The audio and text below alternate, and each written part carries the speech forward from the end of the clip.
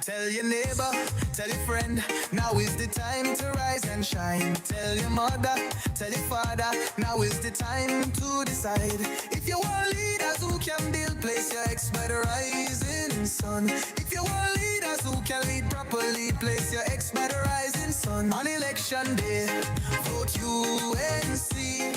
One love, one team, one hope, one dream. On election day, vote UNC. One love, one team, one hope, one dream. When UNC wins, everybody wins. When UNC wins, Trinbago wins. Everybody wins. Everybody wins. Vote for peace, vote for love, vote for hope, vote for change. When UNC wins, everybody wins. When UNC wins, Trinbago wins. Everybody wins. Everybody wins.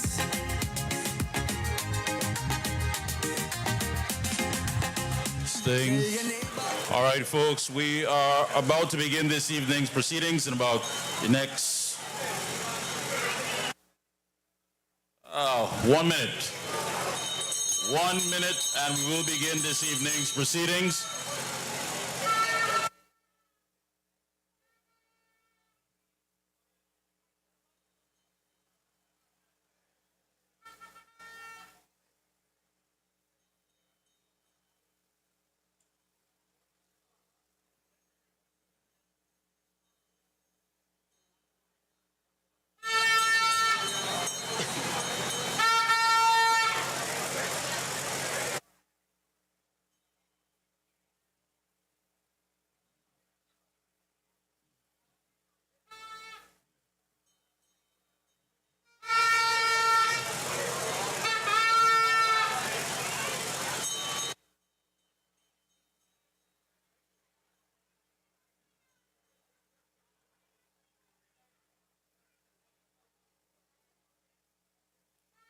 All right, folks, we're about to begin this evening's proceedings.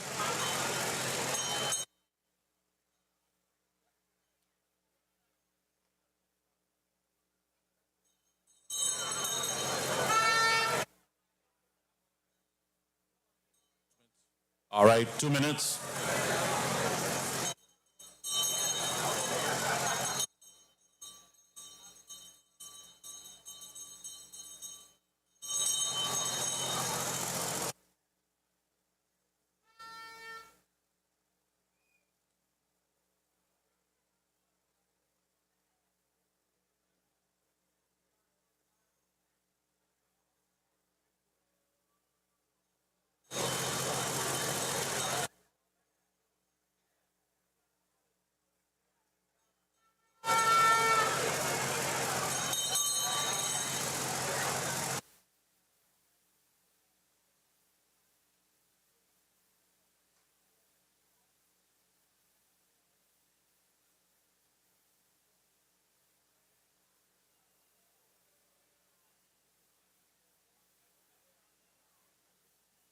All right, folks, at this time, we ask that you please stand for the national anthem.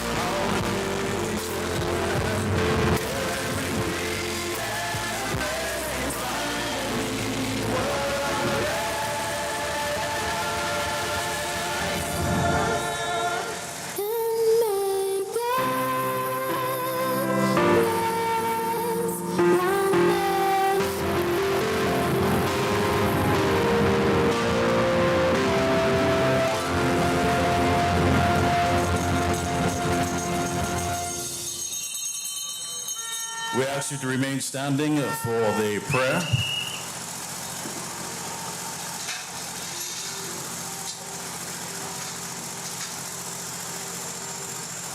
Pleasant good evening all. Let's bow our heads in prayer.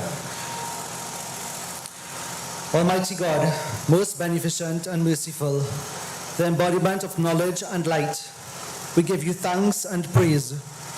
Let your will be done here in our nation as it is in heaven.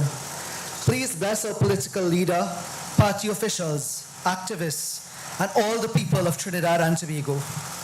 Give us the grace and courage to always do what is good in your sight, and protect us as we stand against injustice and inequity. Guide us, O Lord, as we fulfill the purpose that you have set for us, and grant that we may always work together with humility and respect. Inspire us in our endeavor to find the right solutions to problems that are affecting our fellow citizens for the greater happiness of all and the honor and glory of our country. Amen. Amen. Om Shanti.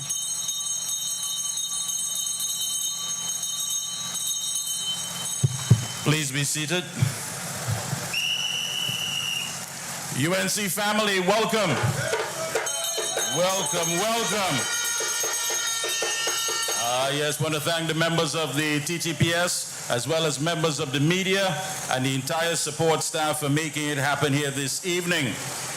And I was at home late last night watching something, I don't know, I can't remember, but the text came through, the WhatsApp message.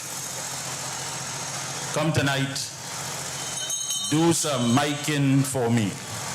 That was it. I learned two things there, as what I've always known. Number one, words are useless when action is needed. And two, when the lion roars, every other animal in the jungle will have to listen. And you listen. This is the home of whom? The whom? And the lion will indeed roar tonight. Make some noise for the Oropoch East MP, our host, Dr. Rudal Munilal.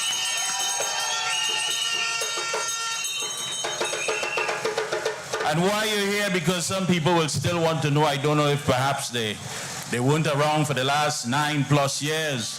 But it's simple why we're here.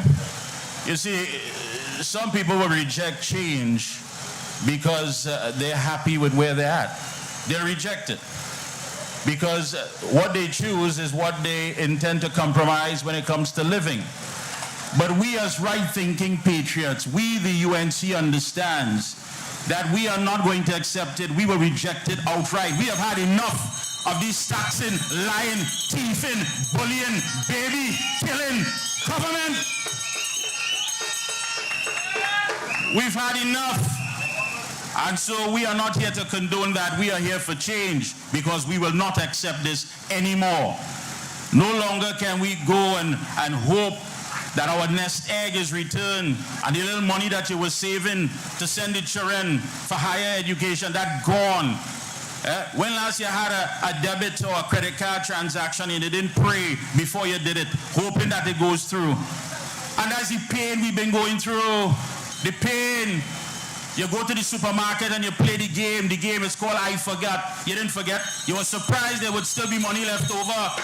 So you run back and act as though you forgot that piece of cheese or you forget to pick up that flour. This is the shame and the reality we've been living. And while that is taking place, people there having ham, lamb, and jam in ivory towers had the audacity to tell you they don't want their money to sleep out. For the last almost 10 years, we money sleeping out. It's sleeping wherever, but it is sleeping with us. Enough is enough. Come April 28th, understand there'll be a new government, the United National Congress, led by Kamala Prasad Bisesa.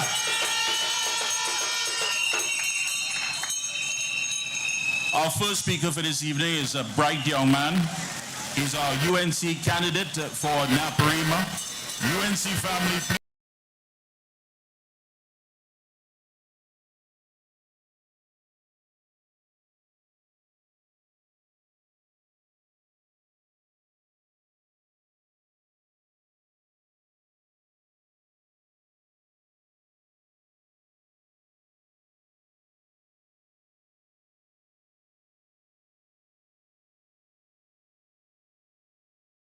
introduction.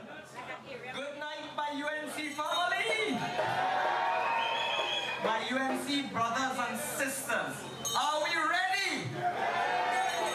I know I don't sound like my brother Anil, but I'm going to use one of his infamous lines. Look at people! It's our people as far as you could see.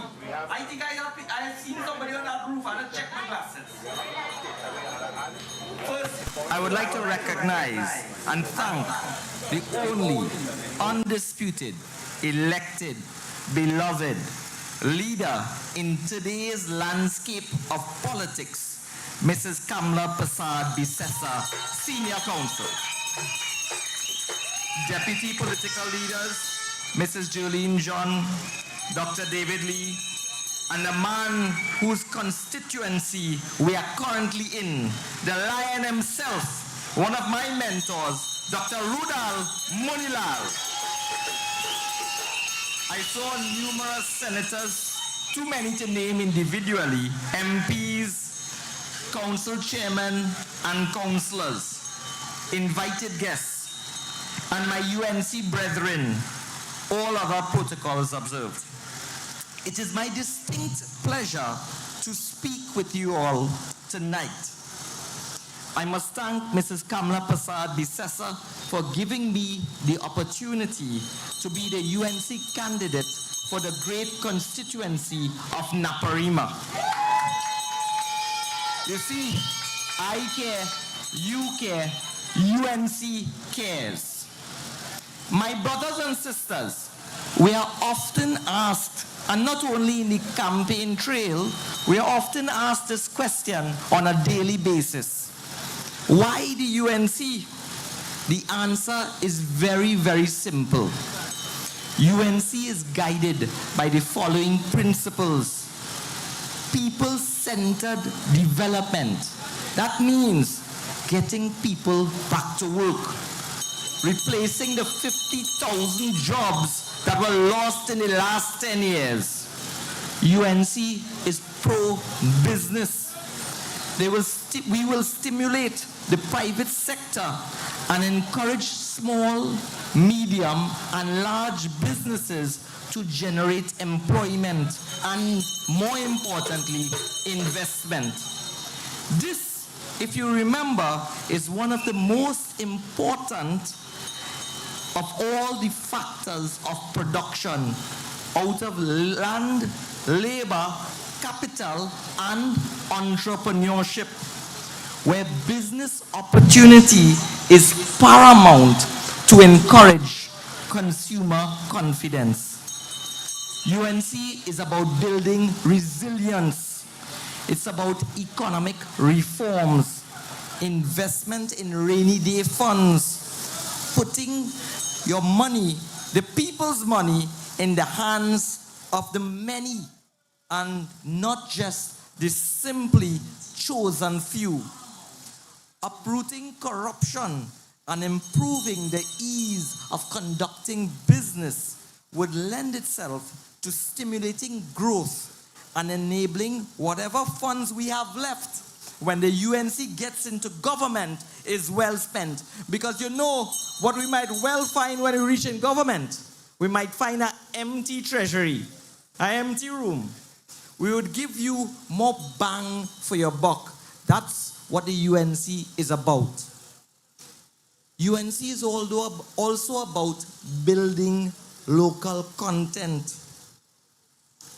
We understand that a top-down approach does not always benefit the people who need it the most on the ground.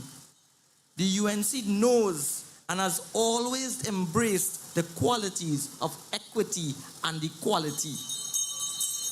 UNC believes in sustainable plans that not only promote good environmental practices, but ensure that smart targets are used and proper outputs and outcomes are monitored and properly evaluated.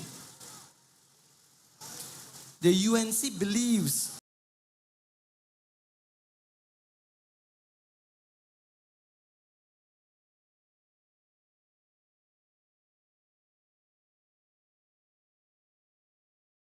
their fair share under the proper legislative frameworks and not just seemingly targeting the small man on the street and ignoring the big boys in the ivory towers. Diversification into different economic zones would enable us not to put all of our eggs in one basket as they did with the Dragon Gas deal. Innovation with guided tertiary education, and I see Dr. Gopi Singh in the audience there.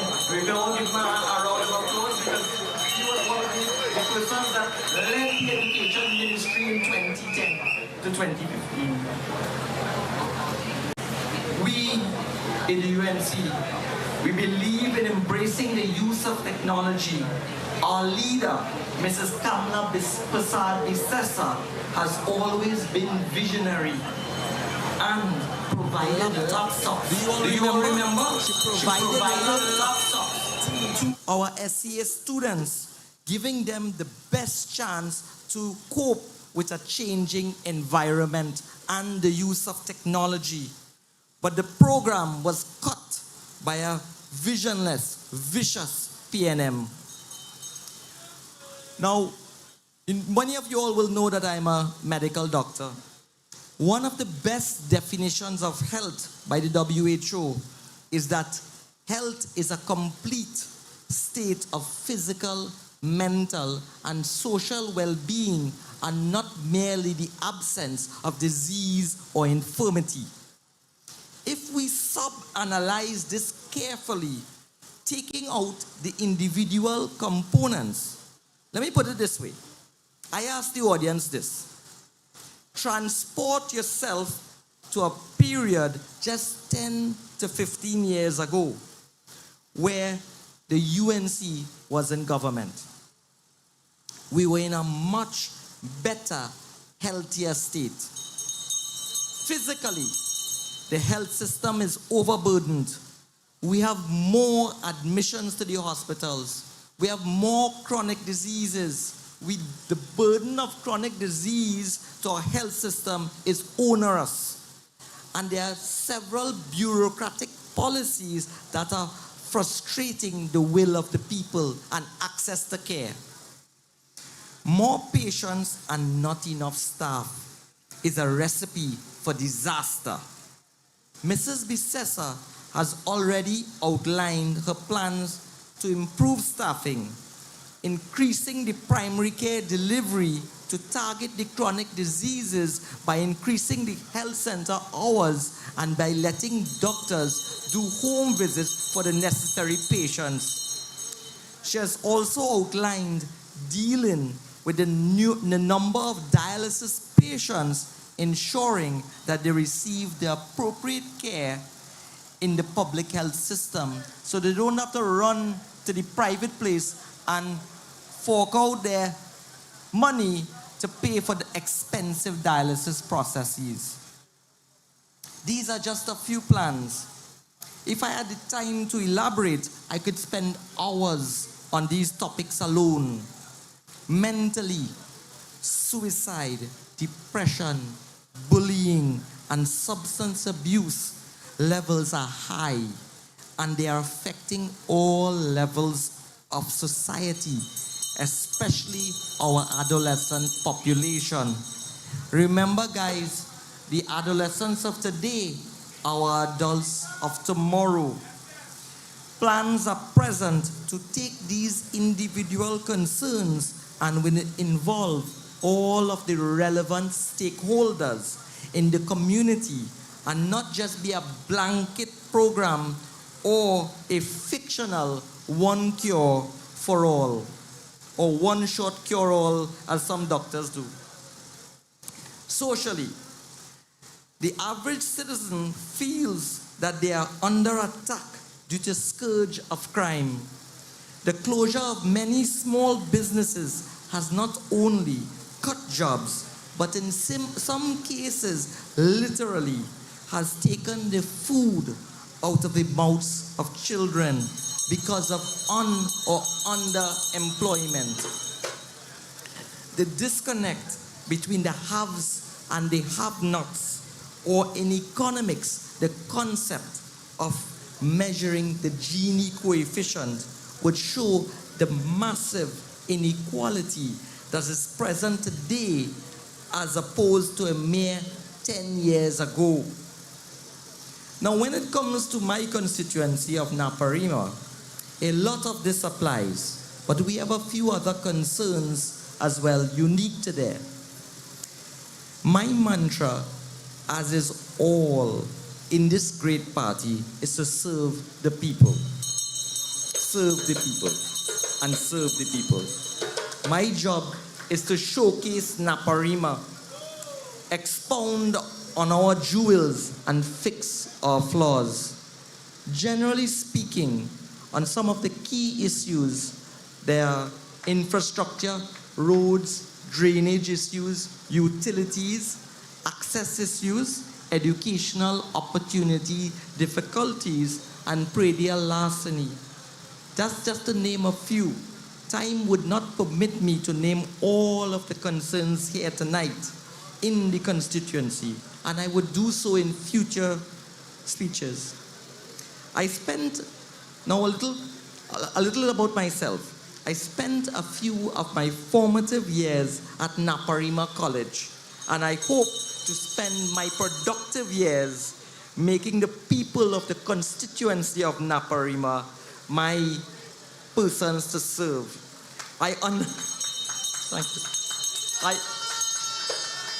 understand that an important rule rather, of being an MP is to be present. And you all could just understand that, because present is part of representative, and that's what an MP is, a representative of the people. Let us all work together with purpose to win the election and return Mrs. Kamla Persad Bissessa as the next Prime Minister of Trinidad and Tobago. Remember, when UNC wins, everybody wins. Good night and God bless. When UNC wins, everybody wins. When UNC wins, Trinbago wins. Everybody. A round of applause, please, for Mr. Narendra Rupnarayan. Let me, of course, say a pleasant good evening to those who are present here, our MPs, our councillors, our members of NATEX, and, of course, our activists. Good evening. You know, they say that form is temporary, but class is permanent.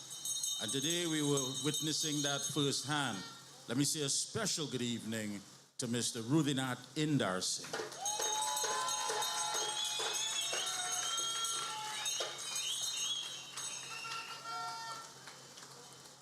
Up next, a man that they label the Oropouche West Viper, the Viper.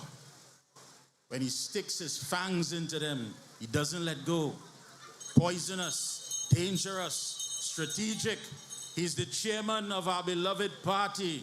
He is the MP for Oropouche West. He is our shadow minister of finance. UNC family, please put your hands together and welcome Mr. Dave, the Viper, Tanku.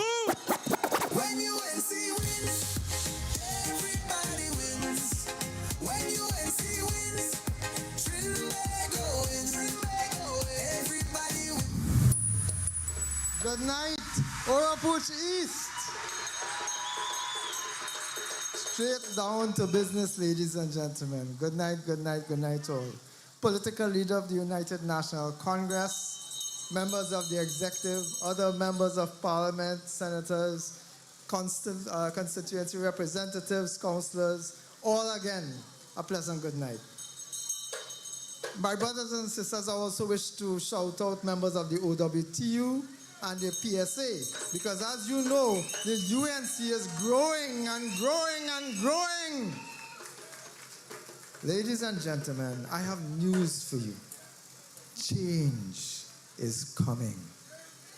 The cleansing winds of change is blowing across our nation, and on the 28th of April, 2025, you will have the chance to breathe again.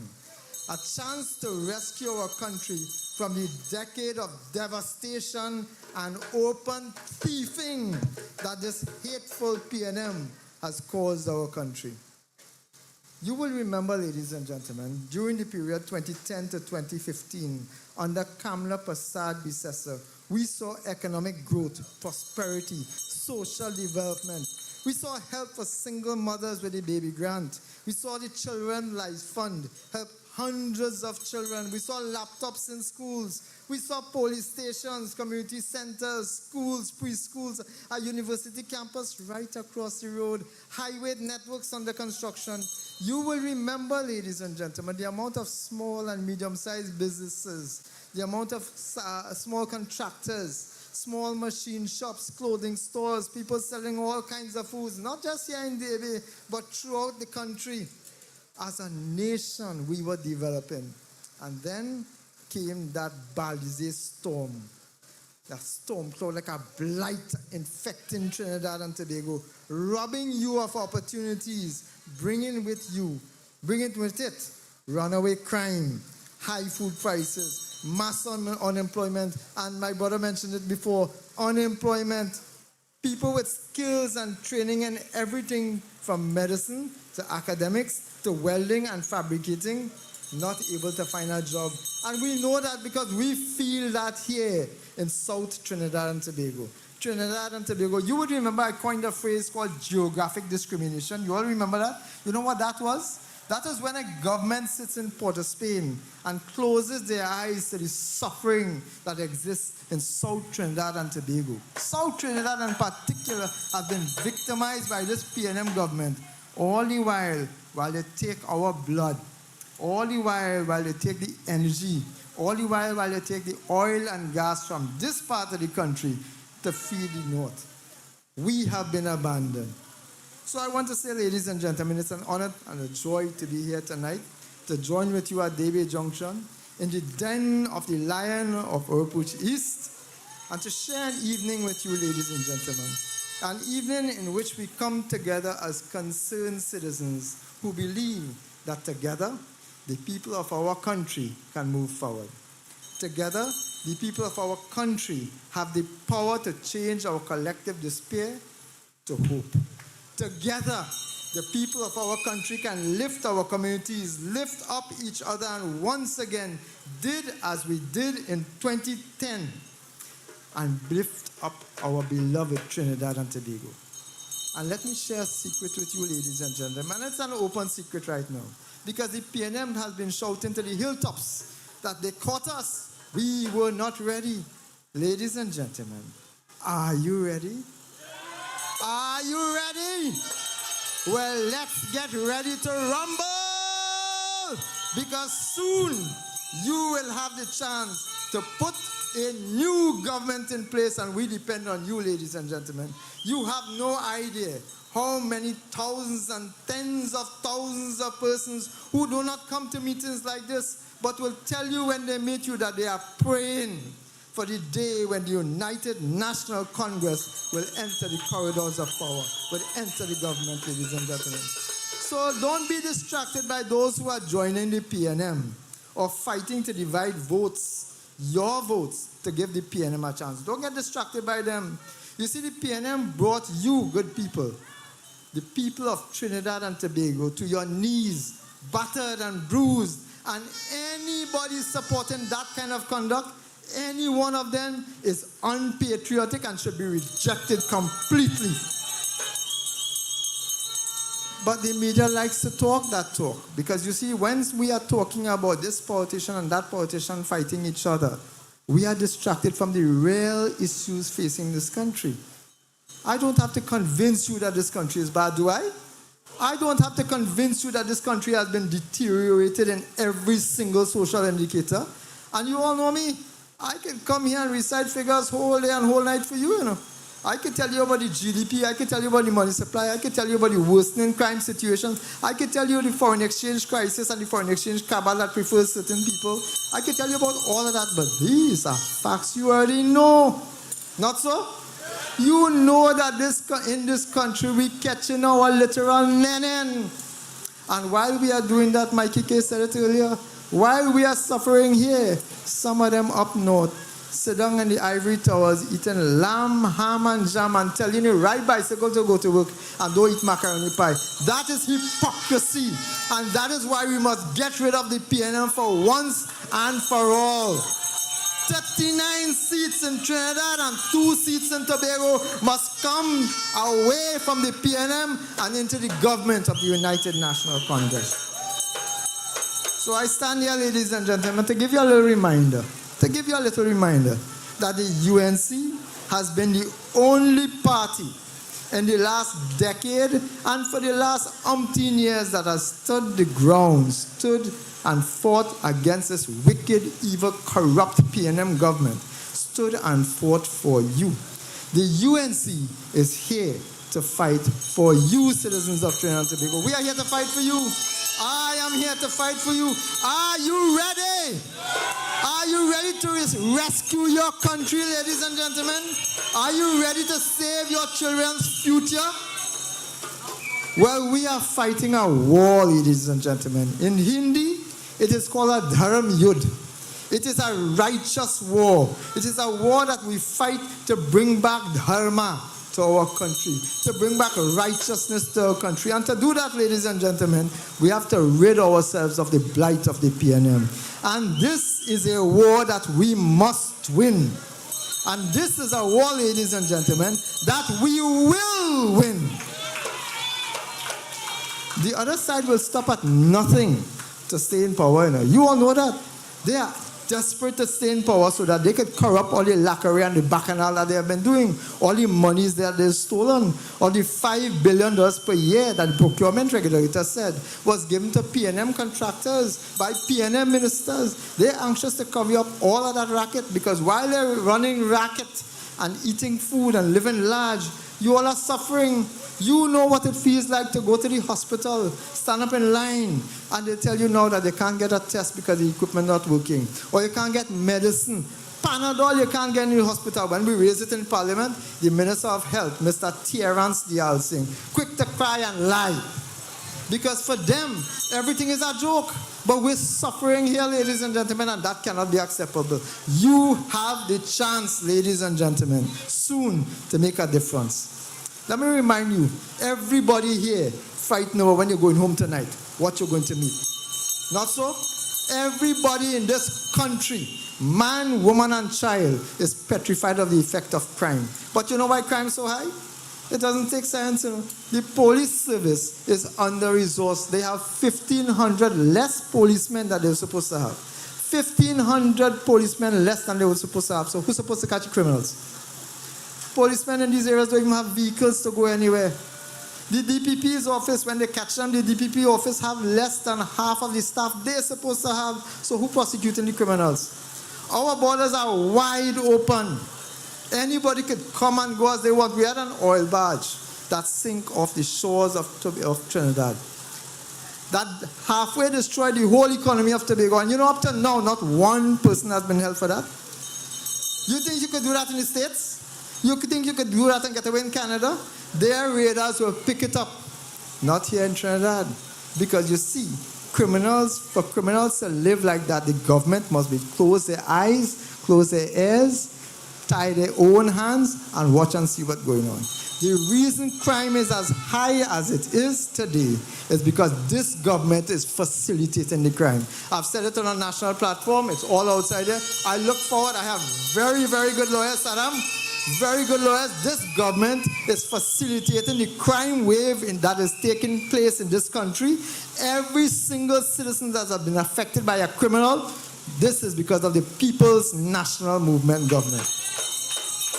And don't get chained up that they changed the minister, They had a minister of national security like Kumkaran. He's sleeping whole day and whole night. When he come in the parliament, he's sleeping away so. When he wake up, he turns so and sleeping again. Kumkaran, ladies and gentlemen, are blight to this country.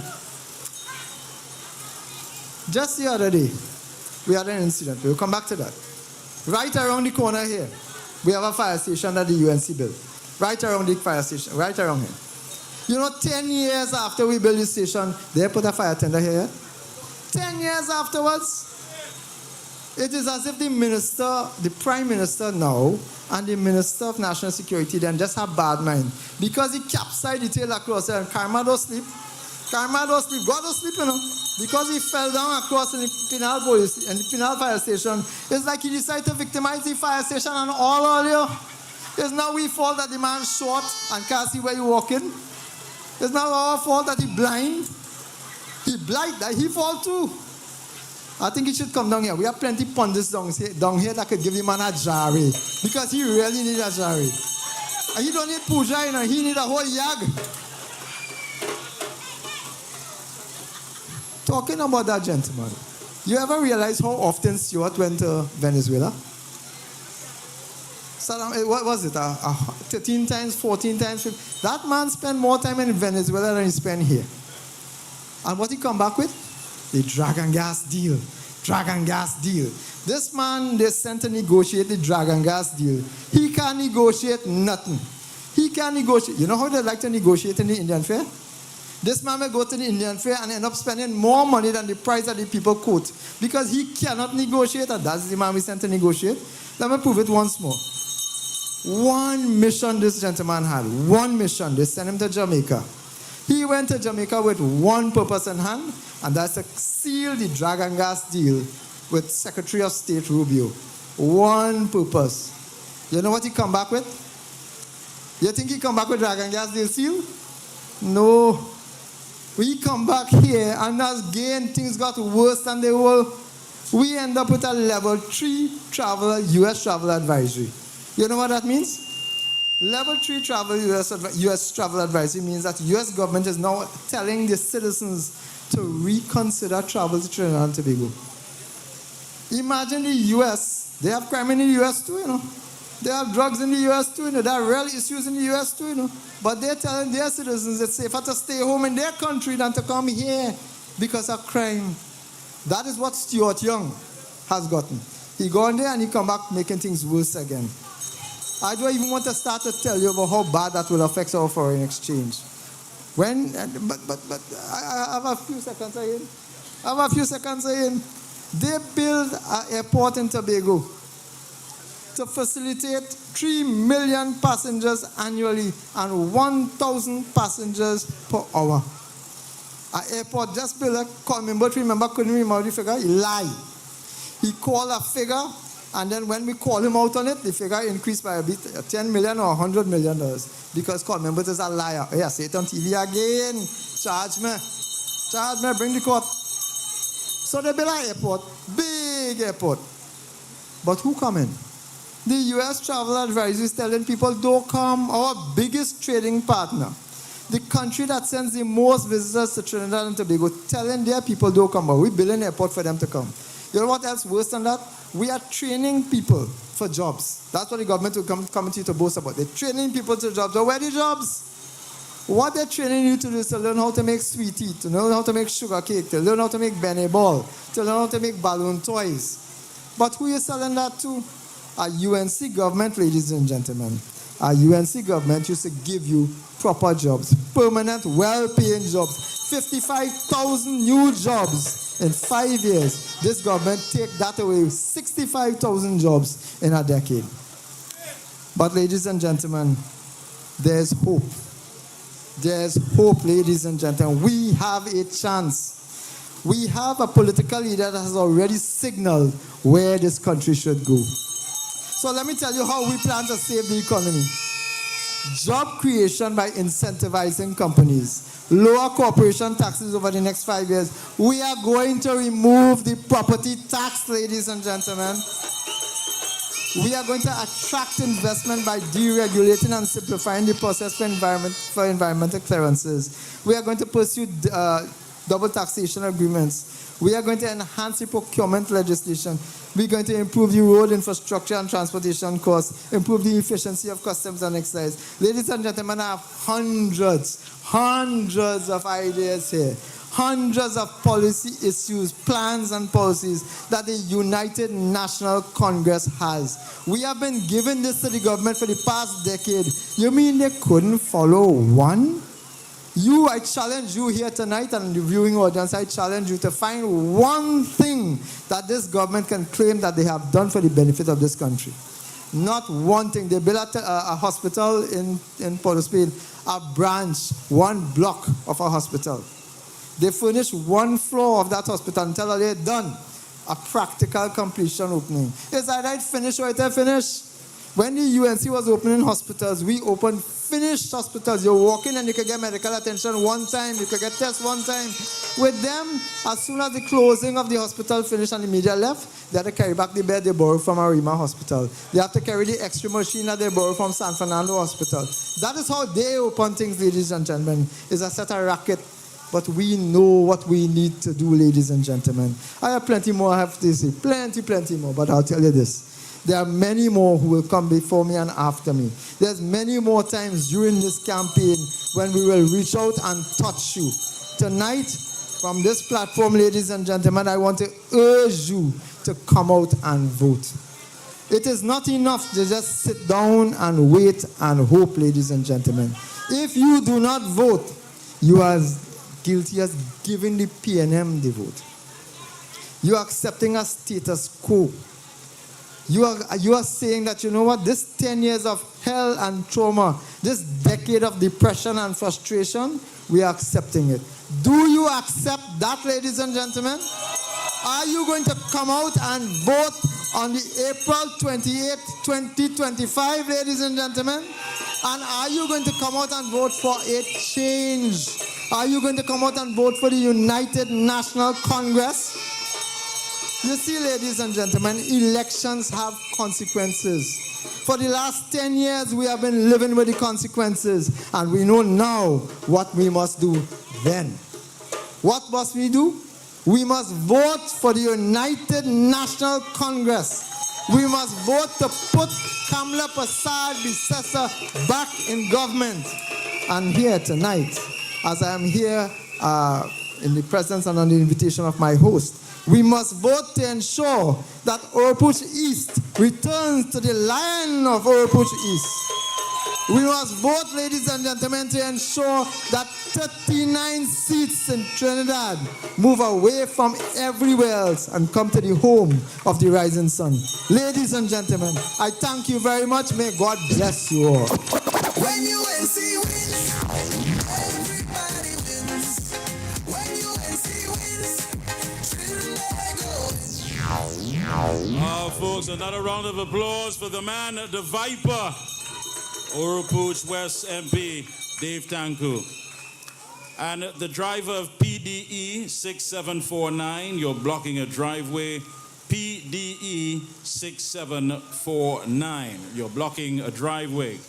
Mr. Tanku is correct. We can't just be observers of injustice. We have to participate. You know, a critic is the one that comes after the fact and say on the battlefield and said you should have used this, you should have used that. No, we don't want any armchair politicians, no armchair critic. Get in. Get in. That's right. I go into the voting booth bareback. I want to dip my whole body. I just want to get rid of them. Hey, at this point, we call up a young man who is just as venomous. He doesn't hold back. Especially when you see him, of course, going on at the media conferences. He's the MP for Barataria San Juan, and he's our UNC candidate for Barataria San Juan once again. He's an attorney and a man who advocates on the rights of the people of this country. UNC family, please put your hands together and welcome Mr. Saddam Hussein. When UNC wins, everybody wins. When UNC wins, Trinidad goes. Everybody wins.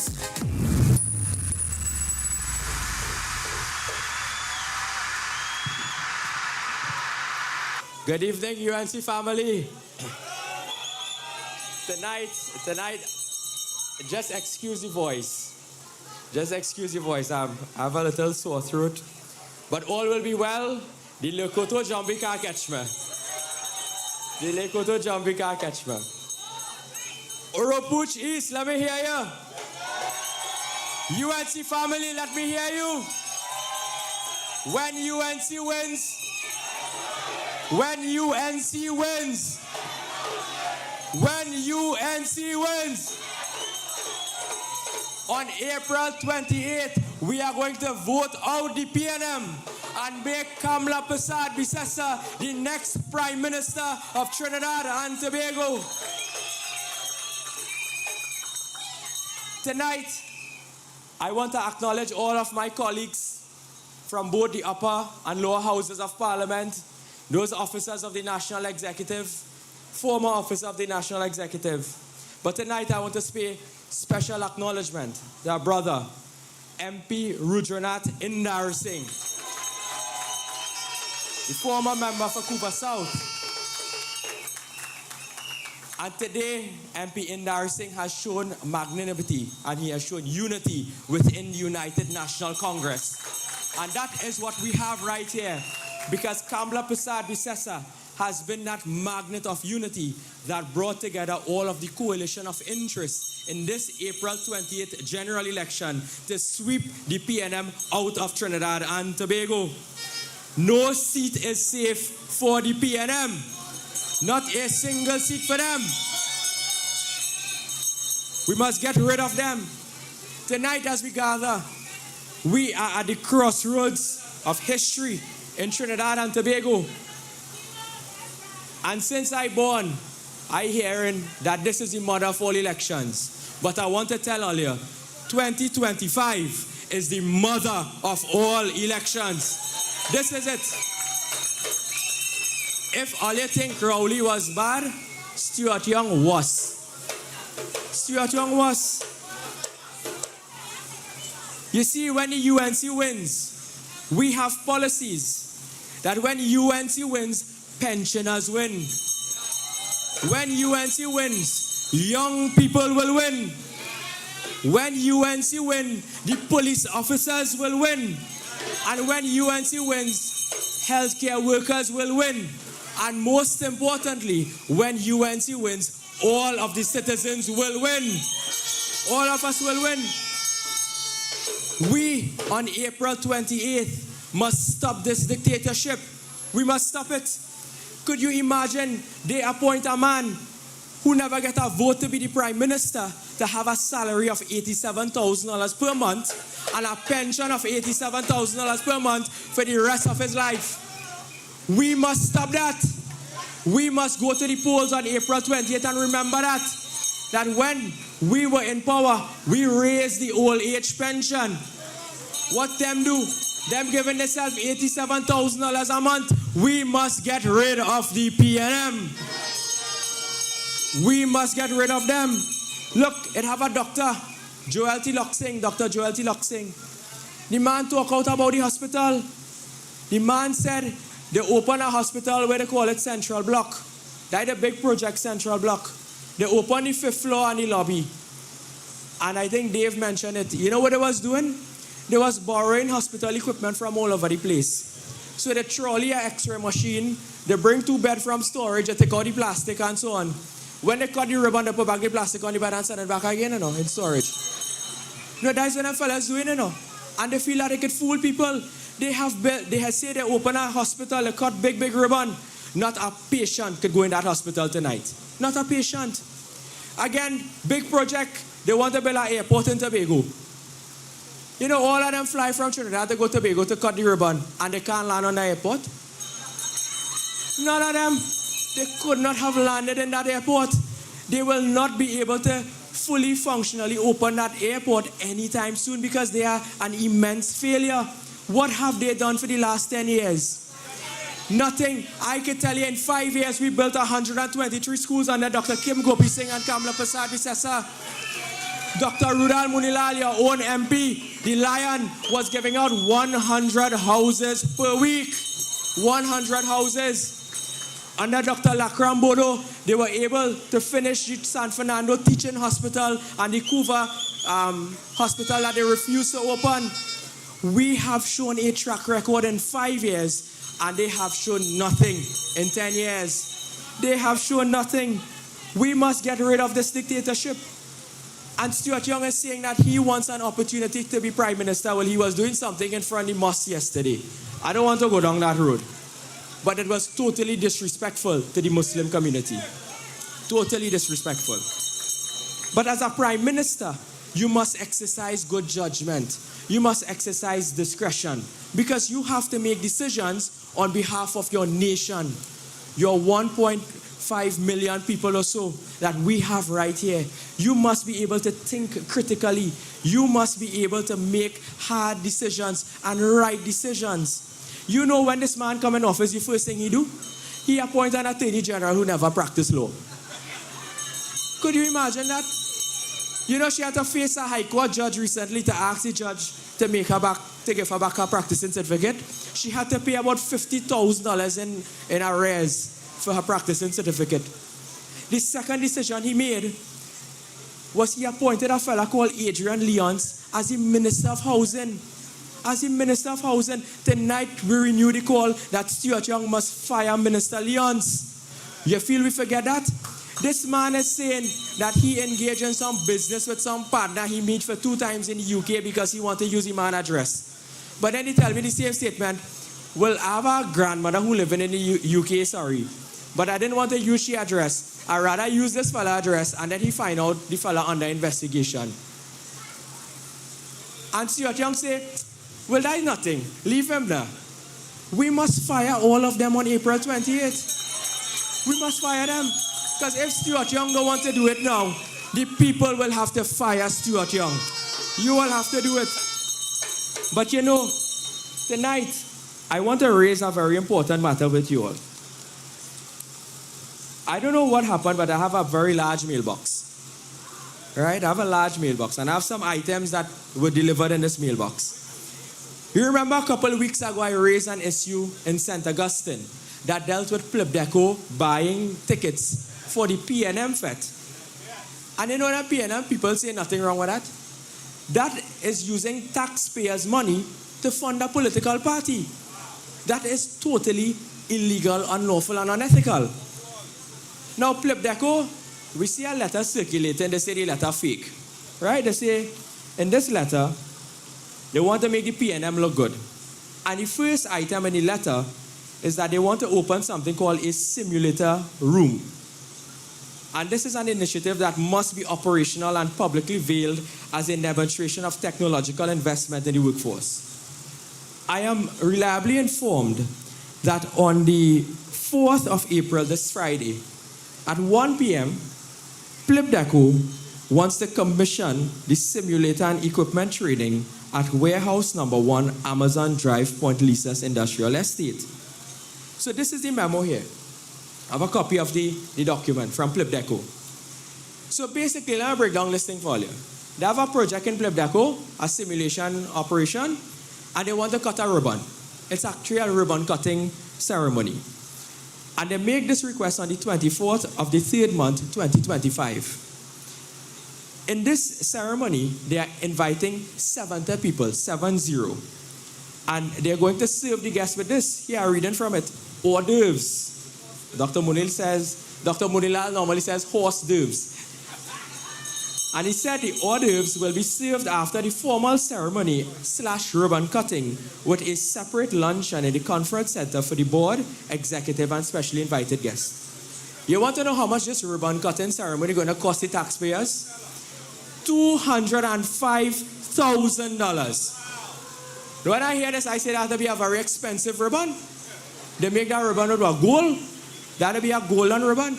This memo outlines that they want to spend $205,000 for a ribbon cutting ceremony. This is absolutely ludicrous, shameless, and we must vote them out. We must vote them out. They are wasting your money. Do you know how much medicine this $205,000 could buy for patients in the hospital? Baby grants we could give through this. This is an absolute and total waste of taxpayers' money. And you know why they're doing this? Because they want the PNM to look good. The PNM cannot look good. They cannot look good. The PNM cannot look good. Now, I have a next one for you. You know they want to open something called the TTRA? You all know about that? They want to refurbish, I can say refurbish, the Board of Inland Revenue and set up something called the TTRA, where workers in this country had to take the court to the Privy Council because they were afraid that they would lose their jobs. And tonight I want to thank the PSA for standing with the United National Congress. Because when the UNC wins, workers will win. I have a letter here dated the 1st of September 2022 from one Nigel Edwards, a draft letter going to Mr. Edwards. And they have a project called Project Collect. You know what that means? Project Collect is coming to collect taxpayers' dollars. That is what they want to do. They are wasting taxpayers' dollars and they want to collect now. Now they hired this company called Ernst & Young as consultants for this particular project of the TTRA. And Ernst & Young, there's a lady called Maria Daniel. And Maria Daniel is someone I am asking tonight whether or not she's the regional head of Ernst & Young in Trinidad and Tobago. And I want to ask tonight whether or not she is the former partner of Minister Stuart Young, the mother of one Christiana Sanka. I want to ask that tonight. And she's the regional head of Ernst & Young. I want to ask if that is the same person and they bear the same identity. I'm asking. I have documents in my possession here, ladies and gentlemen, where Ernst & Young entered into several agreements with the TTRA. And in particular, there is one document here that is dated in September 2022. 19th September 2022 to be exact. And in this particular matter, they are telling the government that the monthly fee that Ernst & Young will charge the government for services and professional services is $625,000 per month. $625,000 per month. And here it is. You know how much people they're going to send from Ernst & Young to the TTRA? They call it resources. 3 partners, 3 senior managers, 2 managers, and 4 staff and seniors. So we get 4 and 2, 6 and 6, 12 persons. That is where your money is going. And then it gets worse, you know. They now want to hire something called an IT lead or a position called IT lead. And the IT lead, the airfare for that person is $20,000, accommodation $30,000, meals, ground transport, incidentals $15,000, paid $65,000. Now you know what that means? It have many young people who graduated from UE and other universities with IT degrees. So nobody in Trinidad and Tobago good enough as an IT lead. You have to bring in somebody from abroad. Is that fair to the young people of this country? Is that fair to the qualified young people who have degrees and they're at home and they cannot get a job? We promise you that when we get into power, we will create sustainable jobs for young people in this country. But I have the breakdown of what was paid to Ernst & Young for this period. They have been paid for professional services a grand total of $7.1 million. Look, I have the breakdown here. $7.1 million. This is where your money is going. And they are paying this to the TTRA so that they could come in your parlor, in whatever little business you have home, and rake up the little money you're making. This is what they want. And then when they rake up the money, they will squander the money on $200,000 ribbon cutting ceremony. Could you imagine this shameless government? Will you allow them to do this to you? David, let me hear a little louder. Will you allow them to do this to you? When UNC wins, we must get rid of Stuart Young and the entire PNM. I am working very hard in Barataria, San Juan to ensure that that seat comes home to the UNC on the 28th. Devish Maharaj is working very hard in St. Joseph. We in stage. Mr. Roger Alexander is with us. I see Dr. Dowlat is also here. We are going to work very hard night and day to ensure that we protect the taxpayers' dollars of this country and get rid of Stuart Young, Colm Imbert, Fitzgerald Hines, and every single one of them. My brothers and sisters, I encourage you, go out early on April 28th and vote. Vote for the rising sun. Because when UNC wins, everybody wins. I thank you very much. When UNC wins, everybody wins. When UNC wins, Trinbago wins, everybody wins. Another round of applause for our friend MP Saddam Hussein, please. At this time, we're going to call up a gentleman that, of course, I mentioned earlier to say a few words. UNC family, please put your hands together for the former MP for Couva South, our good friend, Ruthanat Indar Singh. When UNC wins, everybody wins. When UNC wins, Trinbago wins, everybody wins. Everybody wins. Vote for peace, vote for love, vote for hope, vote for change. When UNC. Thank you very much. Our political leader and next Prime Minister of Trinidad and Tobago, the Honorable Kamala Persad Bissessa. My colleagues of the UNC, current members of Parliament, those who have been nominated to be candidates on behalf of the United National Congress, and more specifically, Mr. Barry Padara, the incoming Member of Parliament for Couva South, my distinguished brothers and sisters of the United National Congress. Tonight, we are in Debe Junction. We are in the fortress of the Lion of Oropouche East, and indeed a fortress for the United National Congress. And on the night of the 28th of April 2025, the United National Congress will be the next government of Trinidad and Tobago.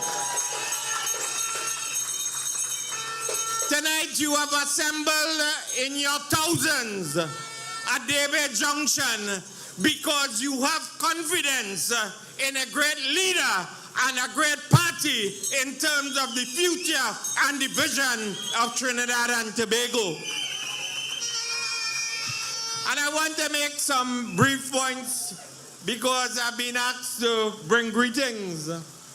But I want to tell a fella by the name of Stuart Young that he has suddenly discovered his roots in Debe, and I think he got the address wrong because his grandmother and grandfather was never from Lalbihari Trace. If Stuart Young wanted to know about the history of Debe and Debe Junction, he should have asked Ruthanat Indar Singh. My mother was born on the hill, on the main road, just at the beginning of Kuchawan Trace. And if anybody knows about the history of Kuchawan Trace and Lalbihari Trace and Debe Junction and Ramai Trace and Suchet Trace and so on, it is me and the late Tara Maharaj, better known as Sarah Indar Singh, when she came to Karini based on marriage to my late father. And indeed, this can be testified while he has gone to the great beyond. But the late chairman of the Penal Debe Regional Corporation, Premchand Doksuku, know that I was the grandson of the late Ramgun and Rajo Maharaj of Kuchawan Trace. So when you want to know about the genuine history and people who have a genuine root in Debe, I don't know if you ever eat baigani Sahina, Kachori, doubles, and any from Hussein's or Singh's or any of the shops down in Debe Junction. I don't know if the fella even know how to properly hold Kachori or Sahina, or how to deal with our doubles in Debe Junction. But I'll leave that at that. And more importantly, I want to tell you that your party and our great party was born out of struggle. A great struggle that started in 1975 out of Bloody Tuesday. And under Kamla Prasad Bisesa and the UNC, it was a party that gave people-centered development and unparalleled improvement in the standard of living and quality of life of workers throughout the length and breadth of this country between 2010 and 2015. And that is why today we have the Oilfield Workers Trade Union, we have the Public Services Association, we have the labor movement on the side of the United National Congress. And my brothers and sisters, when you go to the polls on the 28th, of April, you must understand what delivery is about, what a track record is about. Well, it have a fellow by the name of McClatchy, who was, if I ask Sole who McClatchy is, anybody can tell me who McClatchy was under the PNM? Because they never appreciated what it means to deliver to workers, and you must never forget, it was a government led by Kamla Prasad Bisesa, settled 135 negotiations, raised the minimum wage twice, ensured that $5 billion was found to pay back pay. She did not gripe, she did not moan, she did not display weak leadership and complain about the size of the public service and the wage bill. She understood, because your party understood what it meant to deliver to workers. She understood, we understood what a special duty allowance was for all public servants. We understood what it meant to raise the minimum wage twice, and we understood what women was about in ensuring that maternity standards were raised in keeping with international labor standards and incorporated into the Maternity Protection Act of Trinidad and Tobago. So my brothers and sisters, our great struggle will continue between now and the 28th of April. It is a struggle that you must join. It is a struggle that you must not abandon, my brothers and sisters, because I want to tell you that when we get into government, we will ensure that the collective bargaining process is restored from an independent process where it will be handled by the Office of the Chief Personnel Officer. We will ensure that there is proper social dialogue and tripartism in the workplace, my brothers and sisters. We are committed to amending every piece of labor legislation which has impacted upon workers in Trinidad and Tobago in a negative manner. And that is why we have said to you that corporate manslaughter will come on the statute books of Trinidad and Tobago. We have said that the survivors in terms of Christopher Boudram of that Paria tragedy and the families will be paid, and we will honor what the commissioner said in his report. King's Counsel Christopher Jerome Lynch. And we also said that we will ensure that workers find a rightful place at the table, my brothers and sisters, in a UNC-led government. So as I leave you here tonight, I want to tell you politics is not about the faint-hearted. Politics is about those who are committed to a principle, a cause, who understands a philosophy, who understands what it means to be on a party that has had its roots on behalf of all the people of Trinidad and Tobago. And tonight I want to welcome my friend and colleague, the current member of parliament for Pointe-à-Pierre. And I know that he will bring quality representation with the passage of time. My brothers and sisters of this great party, stand strong, DB Junction. Stand strong, Trinidad and Tobago, as we continue this glorious march, this glorious procession into the government of Trinidad and Tobago, led by Kamla Prasad Bissessa. Long live the people of DB Junction. Long live the United National Congress. Long live the great people of Trinidad and Tobago.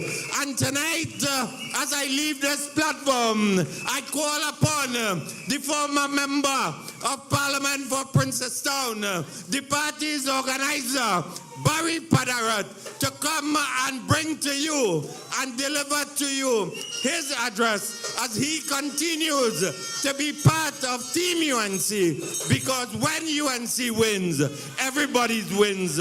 My brothers and sisters, I thank you. When UNC wins, everybody wins. When UNC wins, Trinbago wins. Everybody wins. Everybody wins.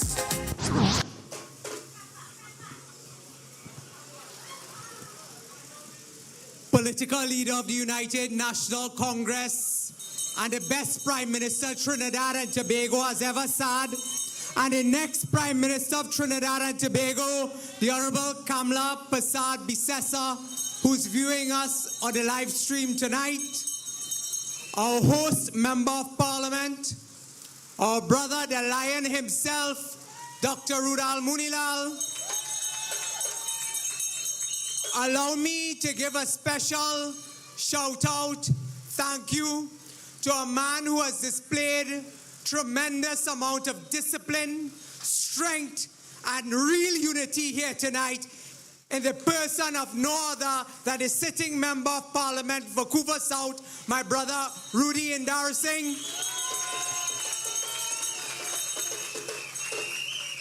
I want to recognize the chairman and members of the constituency executive, the councillors of the constituency of Vancouver South, who they themselves have demonstrated tremendous magnanimity and unity in ensuring that Vancouver South remains in the fold of the United National Congress.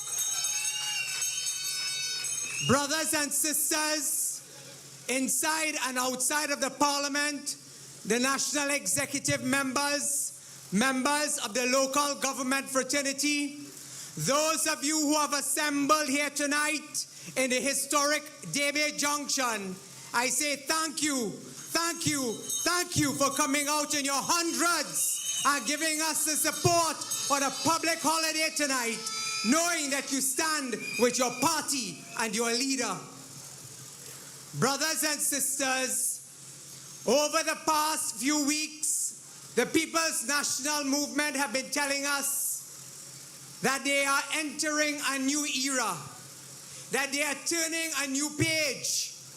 Tonight, I want to ask you here in DB Junction, can you enter a new era with the same old sleepy Fitzgerald Hines?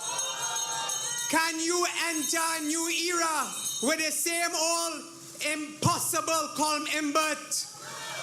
Can you enter a new era with a woman who admits that she doesn't even have O-level maths, Camille Robinson-Regis?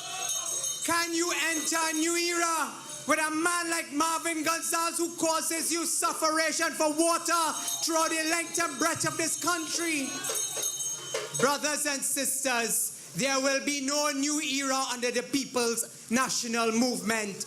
That new era comes with the Prime Ministership of Prime Minister Kamla Persad-Bissessar and a United National Congress government.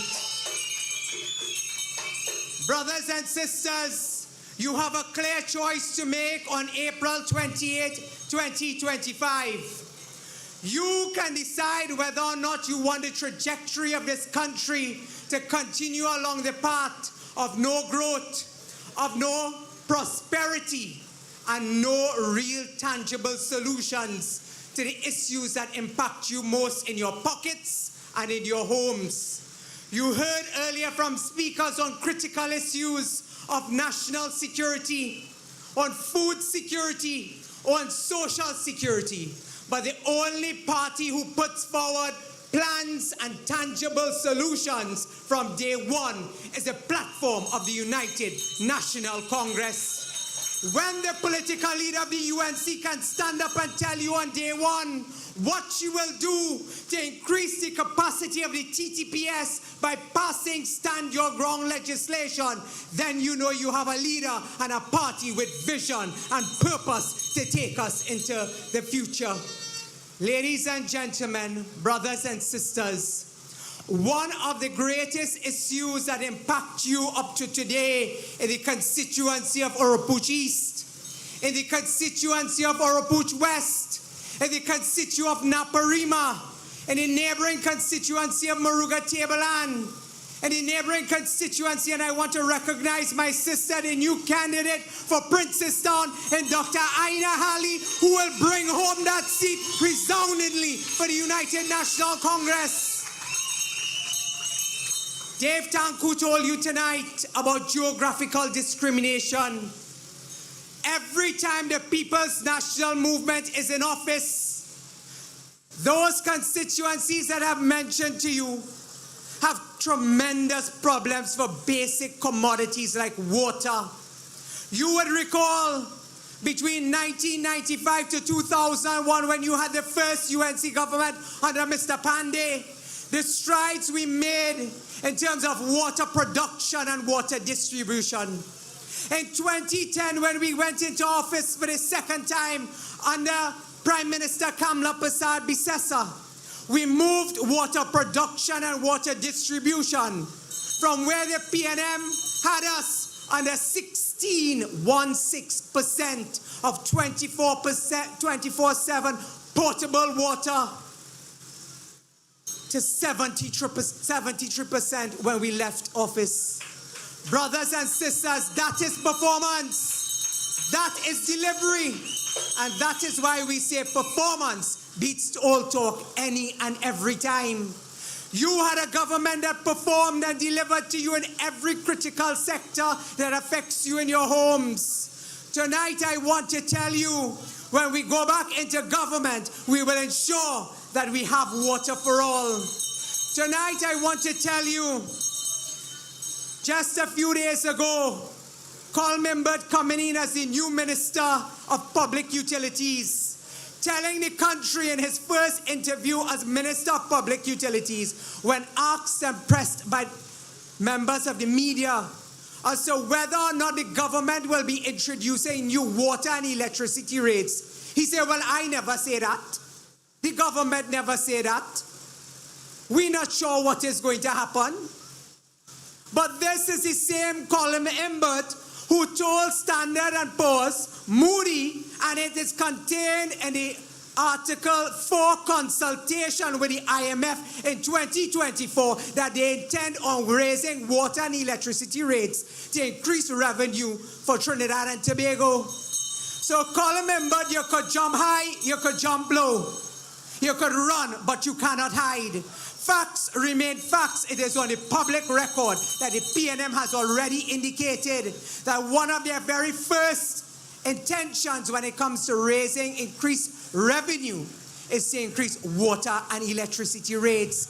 That is in the public domain. It is documented not only in the IMF consultation report, the Article 4 consultation report, it is also contained in the Standard & Poor's report. It is contained in their consultation with Moody's. Brothers and sisters, we have told you already, should you take God out of your thoughts and vote the People's National Movement on April 28, the very first act will be to increase water and electricity rates. You could put that in your pipe and smoke it, that is the intention of Stuart Young. Tonight I want to tell you, without saying too much because we will have other opportunities, they are putting the lives of the constituency and the constituents of Maruga Tableland at risk. Now Saddam talk about he have big mailbox. Saddam is not the only one who have mailbox. Today I can confirm that there is a report inside of WASA that the wells that they have dug in Maruga Tableland have high concentration of carcinogenic material in it.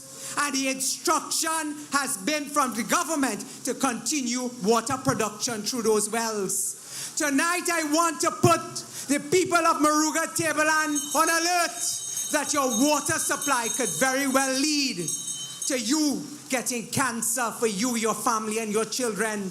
In days to come, we will put out the report. We are studying the report, but I want the Minister of Public Utilities, who has continued to be less than honest with the people of Trinidad and Tobago. Let us not forget this is a man who has lied to the country. When $3 billion remain unaccounted for, as identified by the Auditor General report, he said, no, things good, things nice, the country is booming. Tonight I want to ask Imbert, tell us whether or not that report exists and whether or not the lives of the constituents of Maruga Tableland are being put at risk through the direct directions of members of the government. Brothers and sisters, I want to tell you that even the PNM people are saying that the PNM is going to lose the next general election. PNM people are saying in WASA, they cannot wait to see the back of the PNM. You are seeing the support of the PSA. You are seeing the support of the OWTU. The PEP has joined us.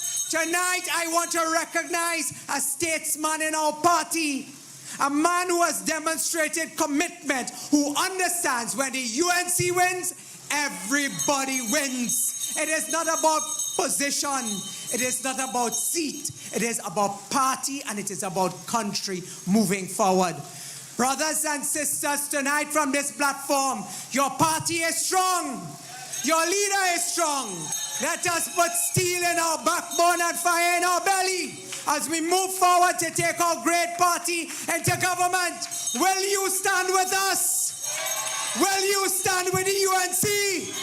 Will you stand with political leader Kamla Prasad Bisesa? I say to you tonight, let us move forward, onward to victory. We must win, because when the UNC wins, everybody wins. When the UNC wins, WASA workers win. When the UNC wins, hospital workers win. When the UNC wins, policemen win. When the UNC wins, our children win. Stand together. United we are in the United National Congress. Brothers and sisters, from this platform, I thank you for your love and support. And you will see me on the campaign trail in Cuba South, walking with my brother Rudy Endarsing and others. Come out, support your candidates. Let us return Kamla Prasad Bisesa to the corridors of power and ensure that we have a victory for our great party. So let me hear it. When the UNC wins, when the UNC wins, when the UNC wins, forward ever, backward never. I thank you. When UNC wins, everybody wins. When UNC wins. A round of applause again for the next MP for Cuba South, Mr. Barry Patharat. And also a round of applause again for Mr. Rudhanath Indarsingh. At this time, we have some entertainment for you. This gentleman has performed in packed stadiums in North America and the UK. He's a former Chutney Soca Monarch winner. He has performed at Buckingham Palace, and he has performed in front of kings and queens. Oropuch East, UNC family, please put your hands together and welcome Mr. Adish Samaru.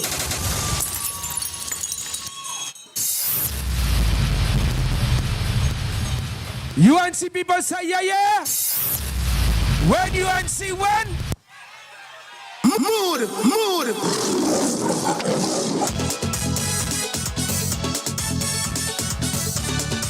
something new. When the lion roar, BLM is no more. Ruler is in name, Oropuch is to win again. When the lion win, Oropuch will win. When UNC win, everybody win. When the lion roar, BLM is no more. Ruler is in name, Oropuch is to win again. Good night, everyone. Good night. Good night, everybody. Say good night. Give me a UNC good night. Say yeah, yeah. A man across a great heart who one and all I know, representing his area and ready to do more. Brilliant and brave, the lion on and strong. Go to the Munilal and let the lion Put roar. your hands in the air. Put your flags in the air. We voted for Munilal, we voted for Rural. Let the lion roar, the lion roar. BLM is no more. Rural is the name, Oropuch is will win again. When the lion win, Oropuch will win. When UNC win, everybody win. When the lion roar, BLM is no more. Rural is the name, Oropuch is will win again.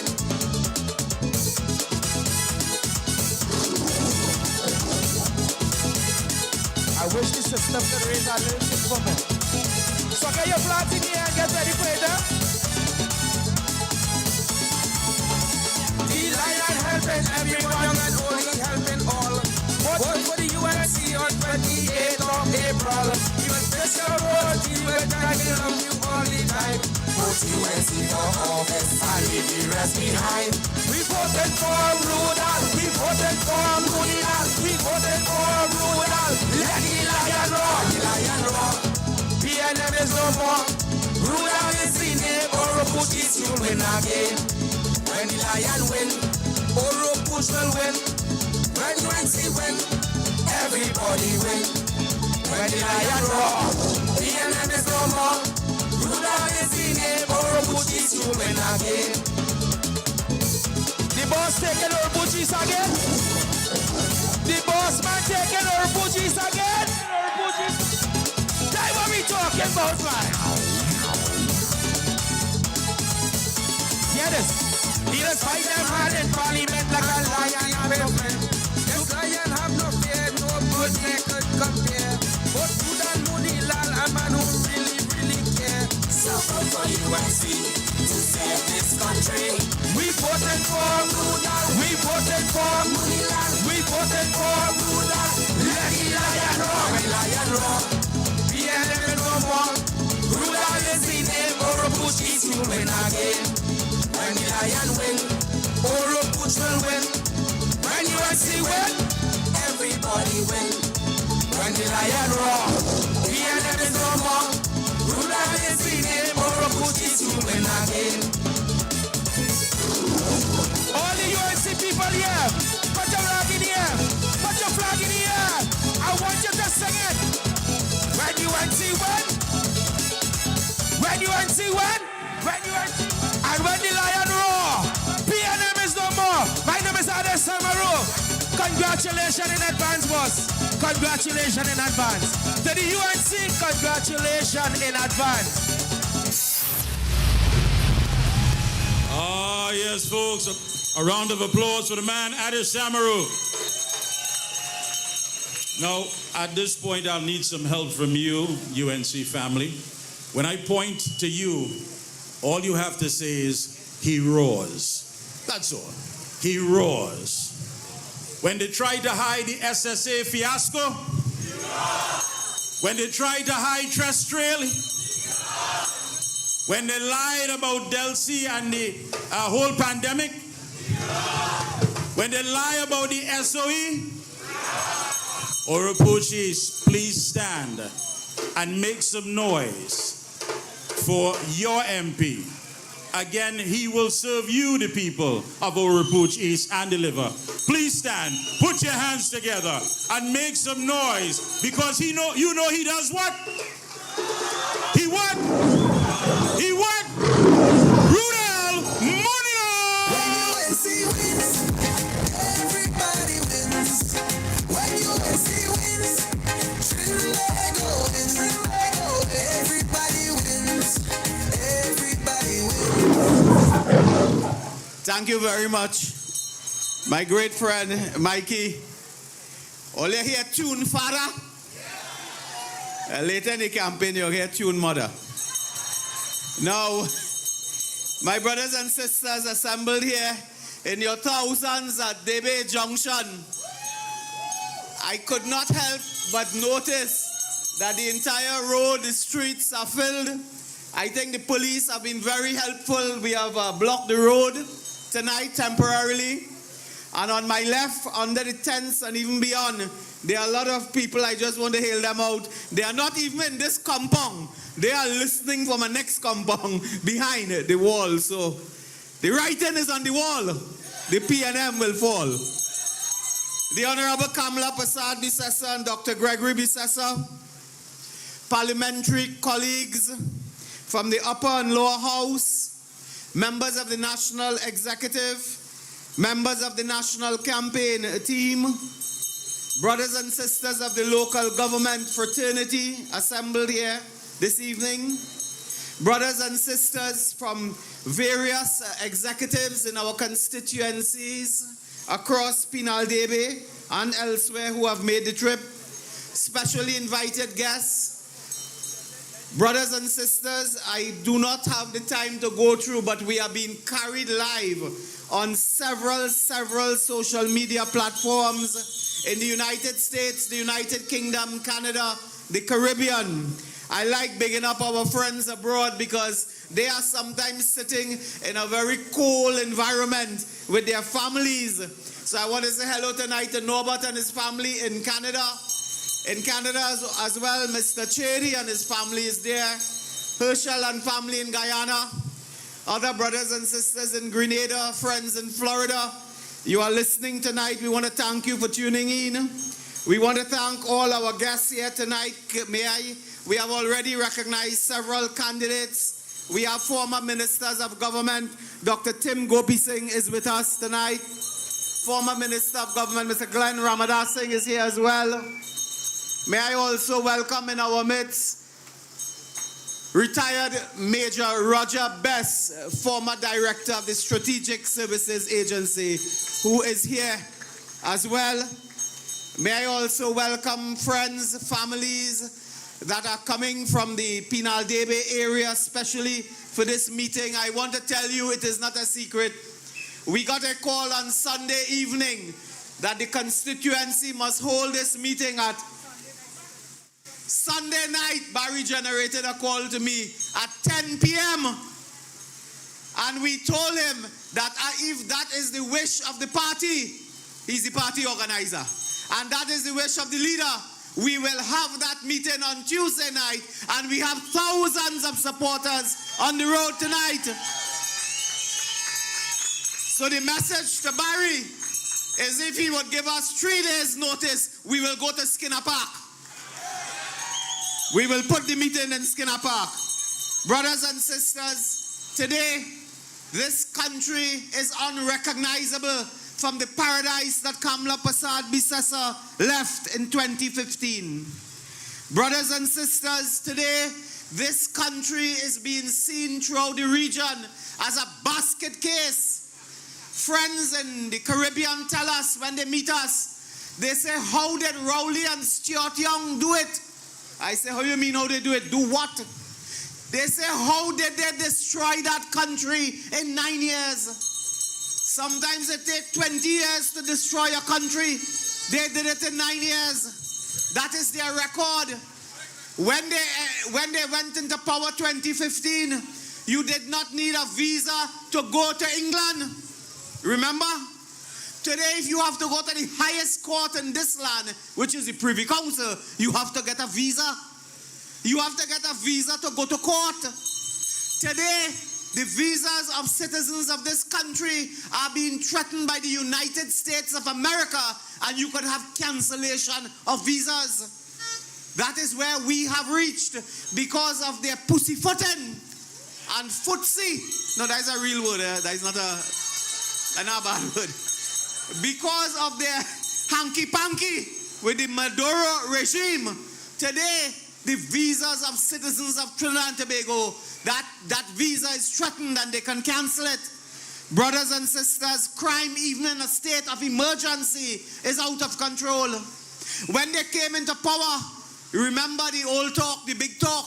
They say they will make Trinidad and Tobago one large Wi-Fi zone. They call it what, a hot zone, a hot spot. A Wi-Fi hotspot, the whole of Trinidad and Tobago. Today, it is a crime hotspot, the whole of Trinidad and Tobago. Not Wi-Fi. That is their legacy, brothers and sisters. Crime, poverty, that is their legacy. Tonight, as you assemble in your thousands at the Lion's Den, you are in the Lion's Den. And I have to tell you something. Nobody likes to come into a lion's den unless you are the friend of the lion. So Dubraj, you are here as a friend of the lion.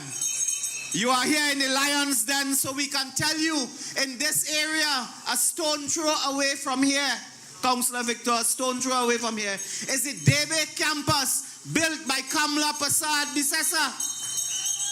That has remained closed for 10 years, 9.5 years.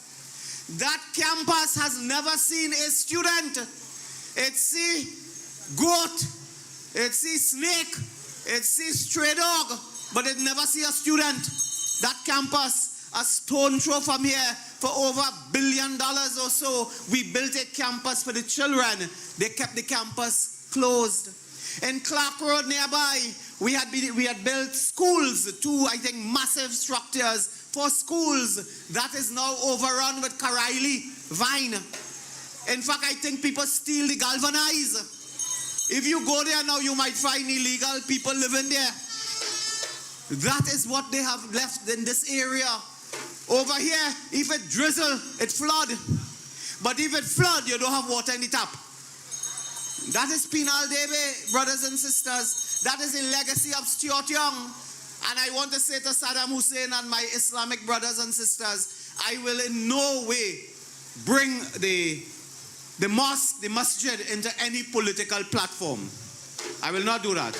But I want to tell you that last week I visited the Islamic Center in Debe. And when I heard from the leadership of that mosque, I told them I will not say anything on the platform. But what I can tell you is when I met them, I observe all protocols of the mosque. I observe all. I met with the executive and I discussed some of the issues affecting them. And if it is the will of God, inshallah, that we are returned to office, brothers and sisters, we will help the Debe Islamic Center. We will help. I made that commitment in front of our own executive in Penal Debe, brothers and sisters. Stuart Young talks today about a new chapter. But the new chapter is in an old book. How do you have a new story in a continuing book?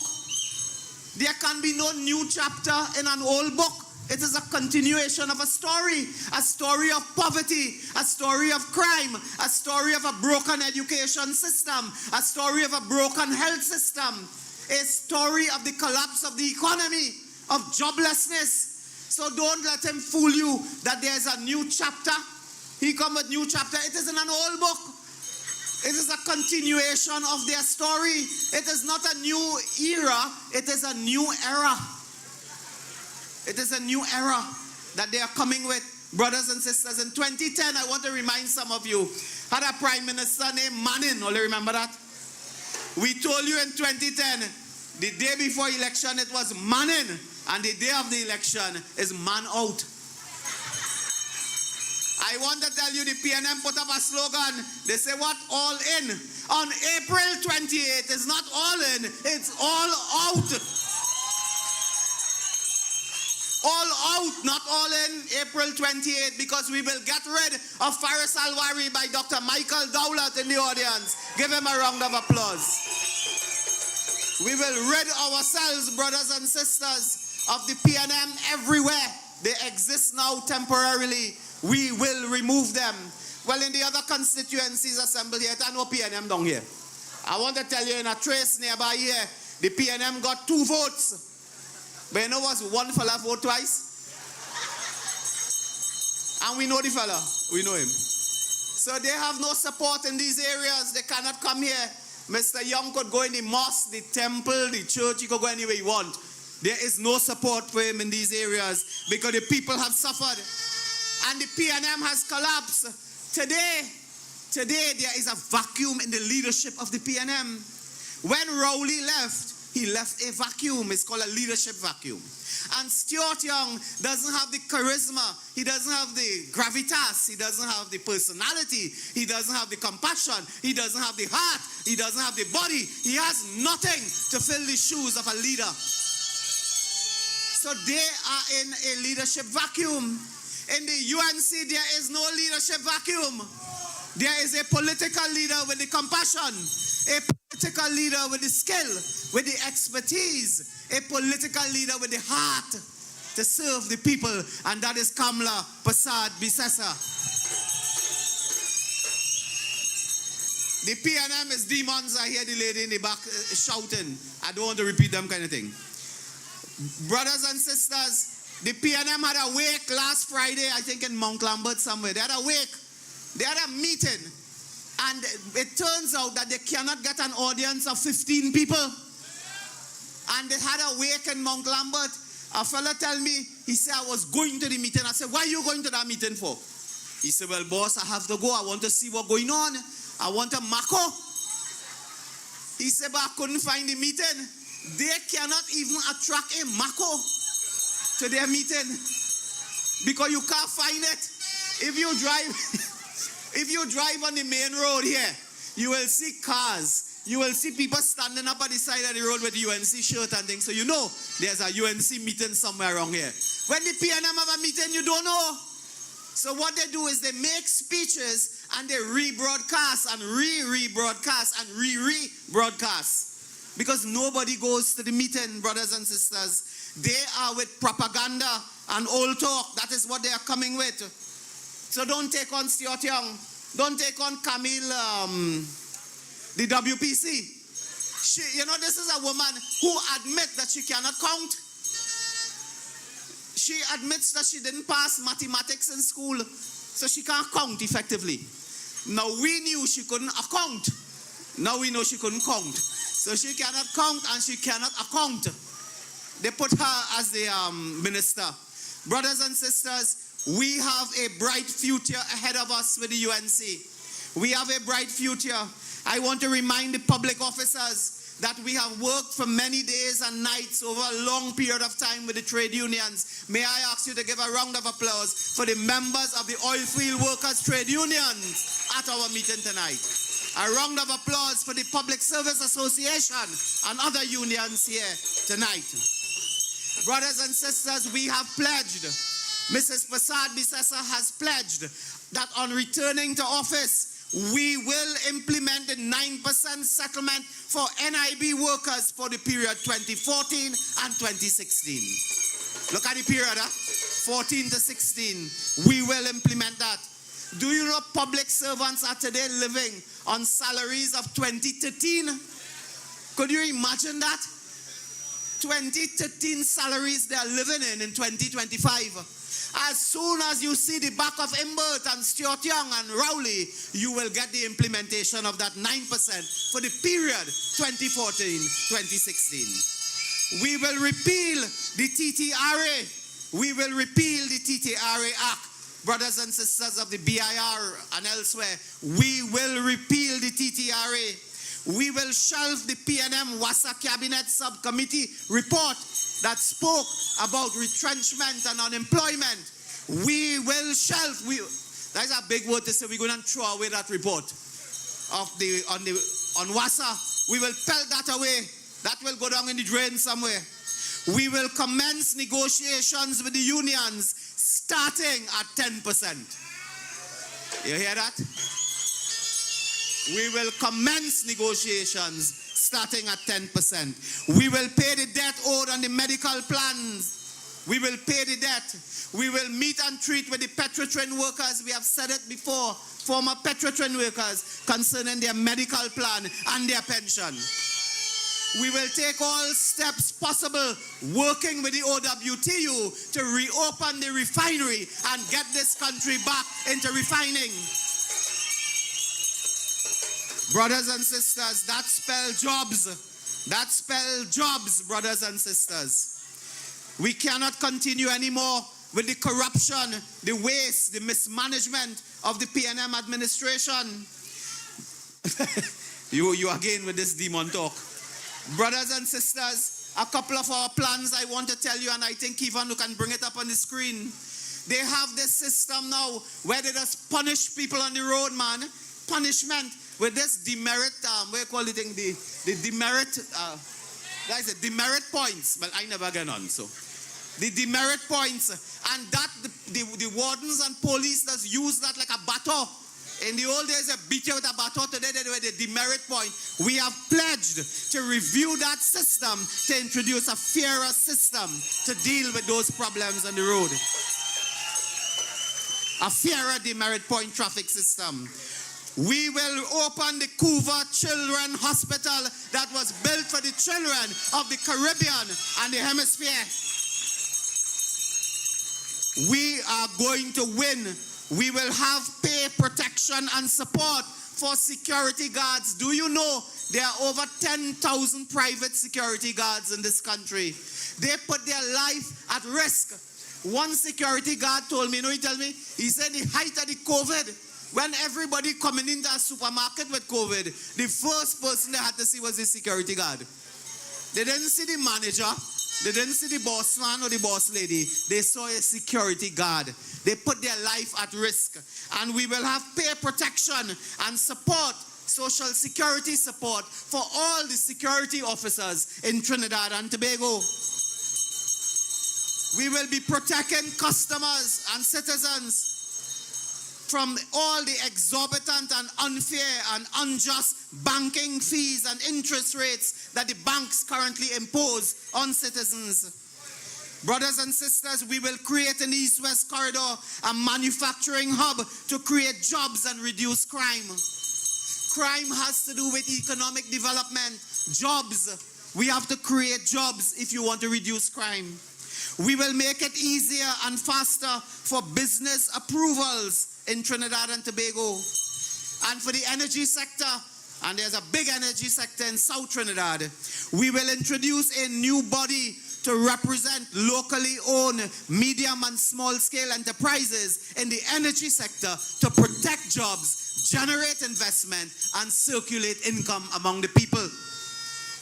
Brothers and sisters, we will introduce a program with computer application, artificial intelligence, a tech development program in all schools in Trinidad and Tobago. That is taking our laptop initiative further and further ahead with AI.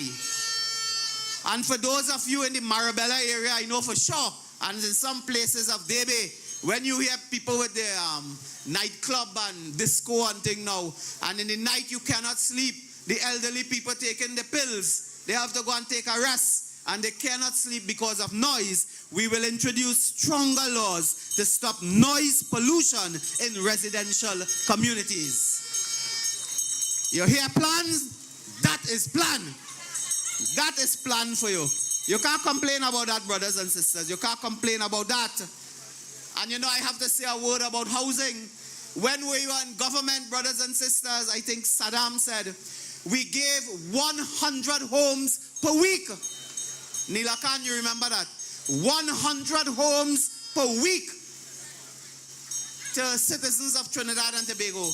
The PNM, when they came in, I think they gave 100 homes in 10 years. And when they give you the key, they take back the key. They can't build nothing. I want to tell you something. If a PNM man come by your house and he say he want to build a bird cage, tell him no. Everything they build has fall down. All you from down here, look at the mosquito crack. To build a road next to the sea, they can't do that. If you go Florida and you go to Caribbean islands and thing, in Jamaica, I think, and other islands, they have an airport in the sea. In the Caribbean, they can build an airport in the sea, but you cannot build a road next to the sea. The mosquito crack. They cannot fix it. Years now, wasted $65 million. It will be left to a government of Kamla Prasad Bisesa to rectify that and build a highway. You know what is amazing? Rohan Sinanan, that's his name, right? I know he does get vexed when people call him something else, you know. I know he does, what does call him? Krishna? Ram? Rawan? But he does get vexed when people call him them things, so we can't call him that. So brothers and sisters, now we call him that. I want to tell you, brothers and sisters, they boasting that they have done this, they have done that in the area of infrastructure. They have done nothing. They have presided over the collapse of roads, of bridges in our own area, at Monkey Town, at Barakpo, at another one, Kanai, Nicholas, somewhere around again. 3 bridges, they work in 3 years to build 3 bridges and they cannot even complete that. They boasted when they came into office. They say we did something wrong with the highway to Point Fortin. There is no highway to Point Fortin. I challenge any one of you, bring your family from Canada, put them in a car in Port of Spain and tell them drive to Point Fortin. Could I ask you to take a car in Port of Spain and drive to Point Fortin?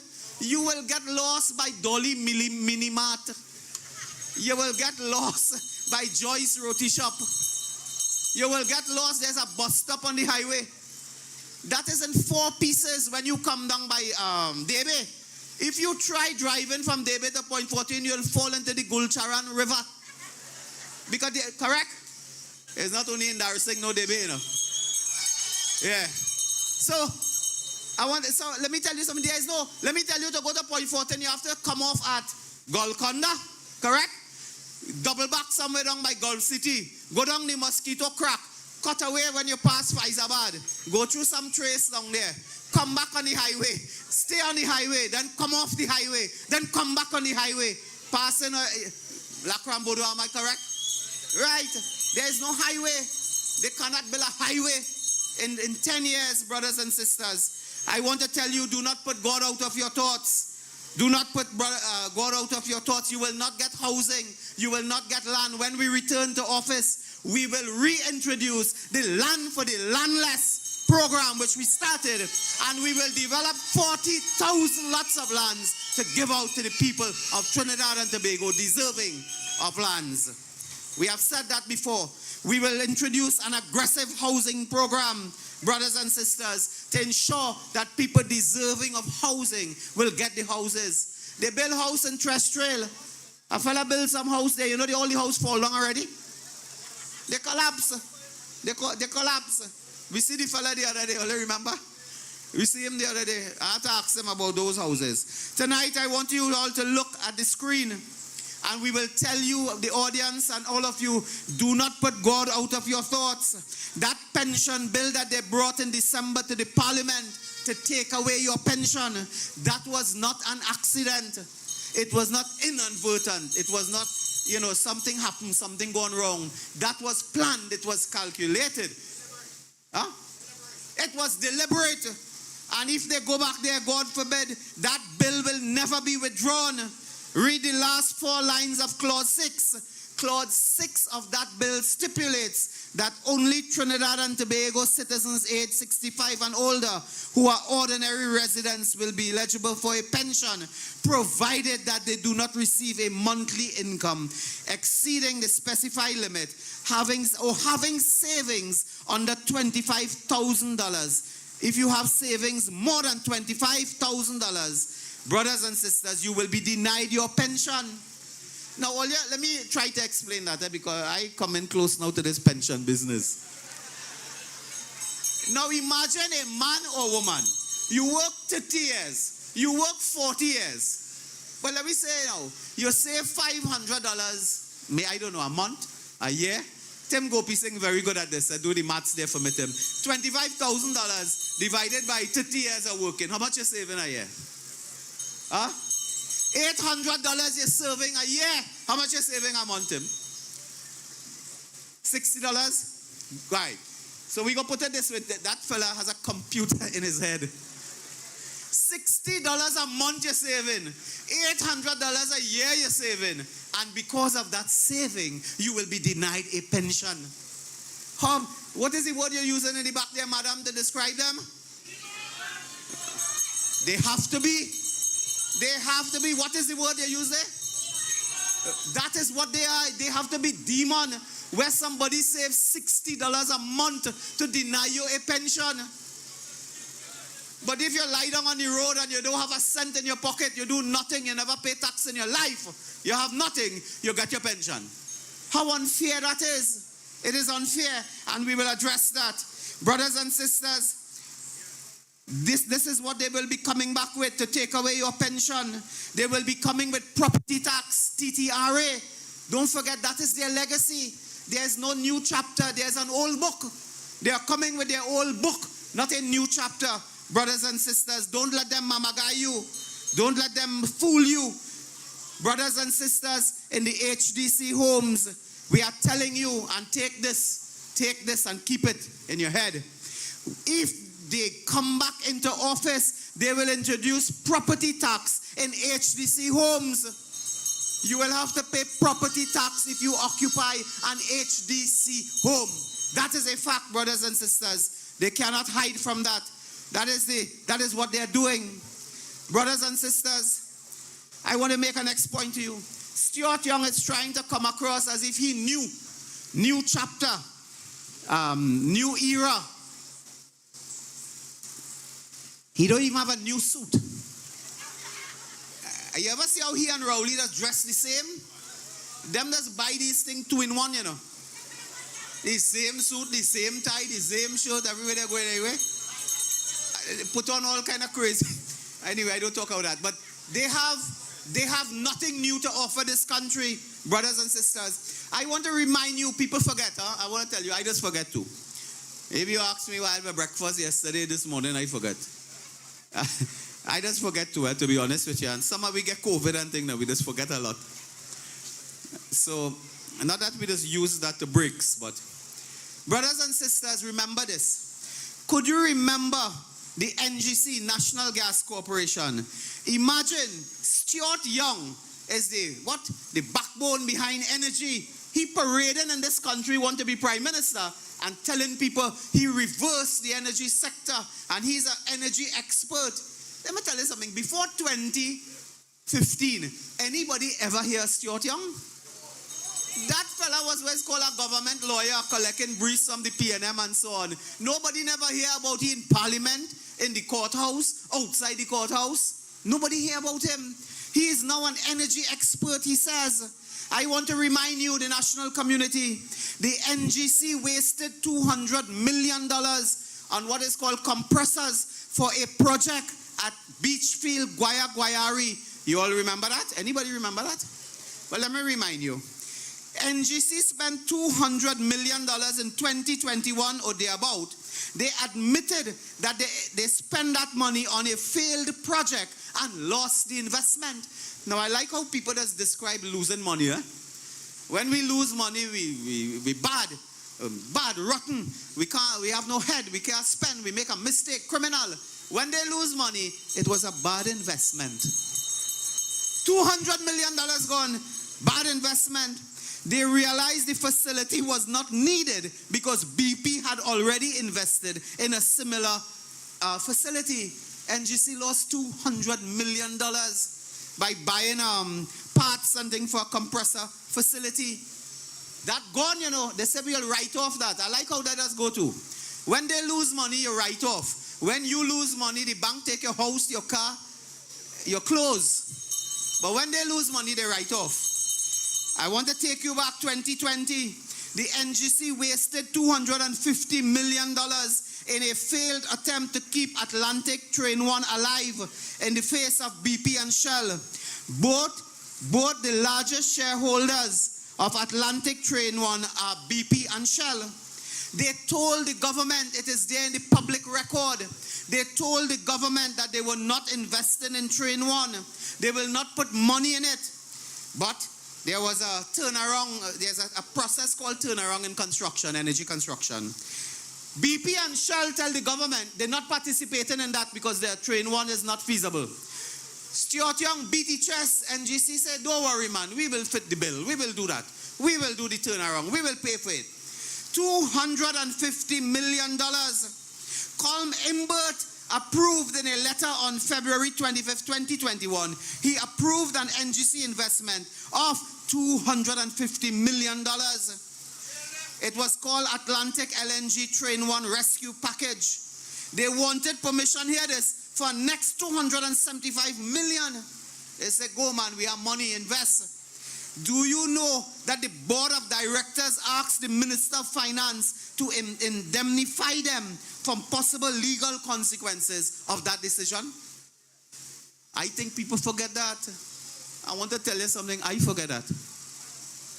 And I just read news and follow most things. I forgot that. The board said indemnify us, meaning make sure nobody never charge me and take me to court and thing. We don't want to go to court, so we sign a paper that nobody could carry us to court. The board said that because they knew they was doing something fishy. They knew they was involving themselves into something that was improper, unethical, and possibly unlawful. So they wanted to be indemnified. Today, Train 1 is dead. It is what is called decommissioned, dead. The NGC wasted hundreds of millions of dollars of taxpayers' money when BP and Shell read the last rites and told them walk away. Stuart Young talking a few nights ago at the wake, he just called sometimes you say Prime Minister elect. Well, he's Prime Minister select. He's Prime Minister select, not Prime Minister elect. So brothers and sisters, Stuart Young talking at the wake the other night, he said the former government, he meant us, the People's Partnership. He said the former government signed 17 production sharing contracts. No, he said his government signed 17 production sharing contracts and license in its times in office, which is a record. It wasn't his government at all. It was the government of the People's Partnership that signed 17 production sharing contracts and license when we were in office. That fella has gone loco. I think he's cuckoo. The fella talking about our government, under Kevin Ramnarayan, Kamla Prasad Bisesa and others, the partnership government signed 17 production sharing contracts and license, which was a record.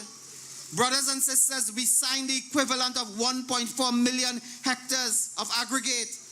The NGC signed 6 gas sales contracts from 2010 to 2015. So where did Stuart Young get that from? Where they are now coming francoment, to tell untruths because they are into propaganda. When we were there, the NGC invested money in communities to upgrade sports grounds, to build pavilions, to build community facilities for people. That is where our wealth must go, for the people, brothers and sisters. So don't let them come now and try to fool you in their last days. Today, everything has collapsed around them. Do you know as well, you have followed the news, U.S. scraps foreign firms licensed to operate in Venezuela's oil industry. The U.S. is telling you they are scrapping license if people do business with Venezuela. You all follow that? They put all their eggs in one basket, and guess what? The basket fall down. All the eggs in one basket, and it fall down. Dragon deal gone. They're gone, brothers and sisters. In national security, I don't have to tell you about that. You live it, brothers and sisters. Remember We have said on the platform, Mrs. Prasad Bisasa has said, we will introduce new offenses for home invasion. That nonsense must stop. It must stop. This thing where people come and invade your home, the sanctity of your home, rob you, beat you, murder you, rape your family in front of your eyes. That must stop. And it will stop under the United National Congress. That I can tell you. We have Roger Alexander with us. We have Mr. Dolarchan with us. Brothers and sisters, distinguished officers, Mr. Johnny Abraham, Major Bess. We have now the manpower, we have the capacity, we have the expertise to deal with crime. We have it. Don't be fooled. And the majority of police officers in this country want a change. They want a change. They ball into. They ball into, brothers and sisters. We stand in support of the police service, of law enforcement. And when we get back there, we will depoliticize the security services and the intelligence community. They have made the police a weapon against the political opposition. They have made the intelligence community the plaything to spy on us. The other day, Major Best, the other day, I noticed my phone dead. Barry, you too? Well, look at that, Barry. Well, we have to ask maybe every MP. My phone suddenly charged 100%. 100%. Me and my phone charge. So, what are you laughing at now? Now, my phone charge 100%. I make a call or receive a call. I have a feeling it was Saddam. And then the phone go blank. Nothing I do, the phone cannot come on. I cannot see a message. I cannot, nothing. I get worried too bad. I send a message through the driver and so on to call Charmaine, call others in the office, tell them call up the person who help us. Oh, Mr. Embarrassing. So, I am there without phone, and I send a message to the person who helps me with phones and so on. I say, boy, help me out quick, try to see what's happening. Lo and behold, in a minute or two after, the phone works. I call the fella, I say, boy, thank you. He said, boss, me I do nothing, you know. I say, I mean, you didn't fix it? He said, no, I don't get the message. And that is a dangerous thing, because when they are spying on you and they are retrieving information, copying from your phone, they take the phone off that you cannot use it. That is the PNM style, Tim, you're correct. So we must be on guard that they are politicizing the intelligence community. They hire a fella the other day as director. What is his name? Barrington, Arthur Barrington, yeah. That fella was the one man who do a report on guns, I believe, licensed firearm and so on. He alone do a report and sign it for Rowley. Rowley read it in Parliament. He said, that's a secret report. The other guy, Hayden Prashad, Defense Force leader, Hayden Prashad, did not sign the report. So for signing, the man got a little 10 days. He got a 10 days for that. They have destroyed every area of immigration. 6,000 what? Oh, I thought it was 6,000 jobs they throw away again.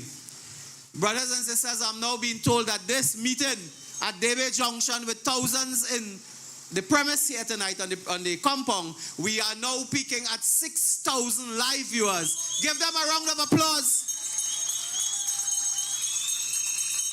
And when this is reviewed, it will be 50,000. Do you know there's an immigration office in San Fernando? I don't know if Kevin has the picture. Number 2, I think, Knox Street, San Fernando. An immigration office in San Fernando has been closed since February. When they closed it, they said it was a sewer problem. The sewer problem was fixed in 2 days. You know what's the problem? A PNM problem. Well, it's the same thing as sewer, PNM, rat. It's the same thing. It's the same thing. So it's a PNM problem, not a sewer problem. It's the same thing. They have not paid the rent to the landlord in over a year. They have not paid rent. But $450 million wasted and squandered at NGC. But they have not paid the rent. So they did not pay the rent today. Students who need their extension of their stay in Trinidad have to go Chaguanas, Port of Spain. If you need your passport stamp for an extension of your stay, residency interview, citizen interview, all those type of things. If you need a passport, you have to go Point Fortin, where it have a jigsaw puzzle for a highway. You have to go Chaguanas. You have to go Port of Spain. The people of San Fernando, I'm telling you, Dr. Dowlat, you must tell them, the passport office closed down because they did not pay rent. Over a month now. No, they didn't pay rent for over 12 months, but they closed down. They closed down over a month now. I can tell you in immigration, because we shadow national security, do you know the phone service in immigration is not working? The passport officers, immigration officers, cannot call on a landline because it's not working in several offices in Tobago and Trinidad. There are no phone. They have to use a personal phone in some cases to make a business call. That is where we are in this country, brothers and sisters. So brothers and sisters, these are some of the issues I raised with you. And don't let Stuart Young come and fool you that he's some energy expert. Only remember the gas, the liquid plant they sell to Nikwan. When Nikwan came, I was in Parliament. I told them that I know these people with Nikwan. I know them from long time. I just recognize conmen quickly. I know them. There's wear a jacket and tie and come in your office with a briefcase. And they just talk about $1 million and 100 million, 200. And then they just ask you for money to pay a maxi to go back home. I know them. When you open the briefcase, you see an express and a piece of roti. I know them. If you give me more than water, I could make them. When the conmen come and tell them about Nikwan, Rowley went and opened that. You remember? He said, this is the future. We have a great future in gas, the liquids and so on, you know. All the assets they gave away for, I think, $10 million. But here the plan. He says, so as long as this plant operating, as long we getting 25% of the profits of the plant. You all remember that? This is Stuart Young, you know. He's the energy expert, he claimed. Nikwan, Stuart Young, energy expert, he claimed. They said you're getting 25% of the profit. Well, boy, we never see 1%, 2%, 5%, then nothing. They plug on the Nikwan plant and they nearly blow up San Fernando. That is what happened. I see the former member of parliament for Siparia here, Mr. Govindra Rupnarayan. We want to welcome him as well to Debe Junction. So they destroyed the facilities at Pointe-à-Pierre, gave it away to their friends. Do you know the owners of Nikwan, shareholders and so on, borrowed a lot of money on that? Anybody ever asked where the money went? If you borrow money, the money must go somewhere. Either you invest it in the plant or it go in some bank account or somebody's pocket. We will have to investigate where the money went that they borrowed for Nikwan. Hundreds of millions of dollars. Brothers and sisters, where did that go? Saddam tell you of a very appalling incident here earlier today. They are opening something in Plebdeco, you said. A commissioning, what is this? They cut in ribbon for some training facility, technology, a piece of equipment. They cut in the ribbon to open a piece of equipment. Then fellas will cut the ribbon one day to open the bonnet of a car. They cut in ribbon to open a piece of equipment. And the bill for doing that is $250,000, $250,000. And what that is for horse derbies. Is that it? Hors d'oeuvres. Oh, sorry. Hors d'oeuvres they call it. That is when they're taking $250,000 to go and guzzle down whiskey, wolf down shrimps. That is their idea of hard work, you know, lining up by the buffet and toting a plate. That is laboring for the people. That is their idea of hard work, eating and drinking.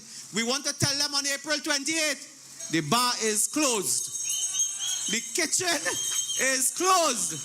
On April 28th, no more free food for them. And if they're taking up doggy bags, we want to tell them, no, we go feed the dog. We like pets.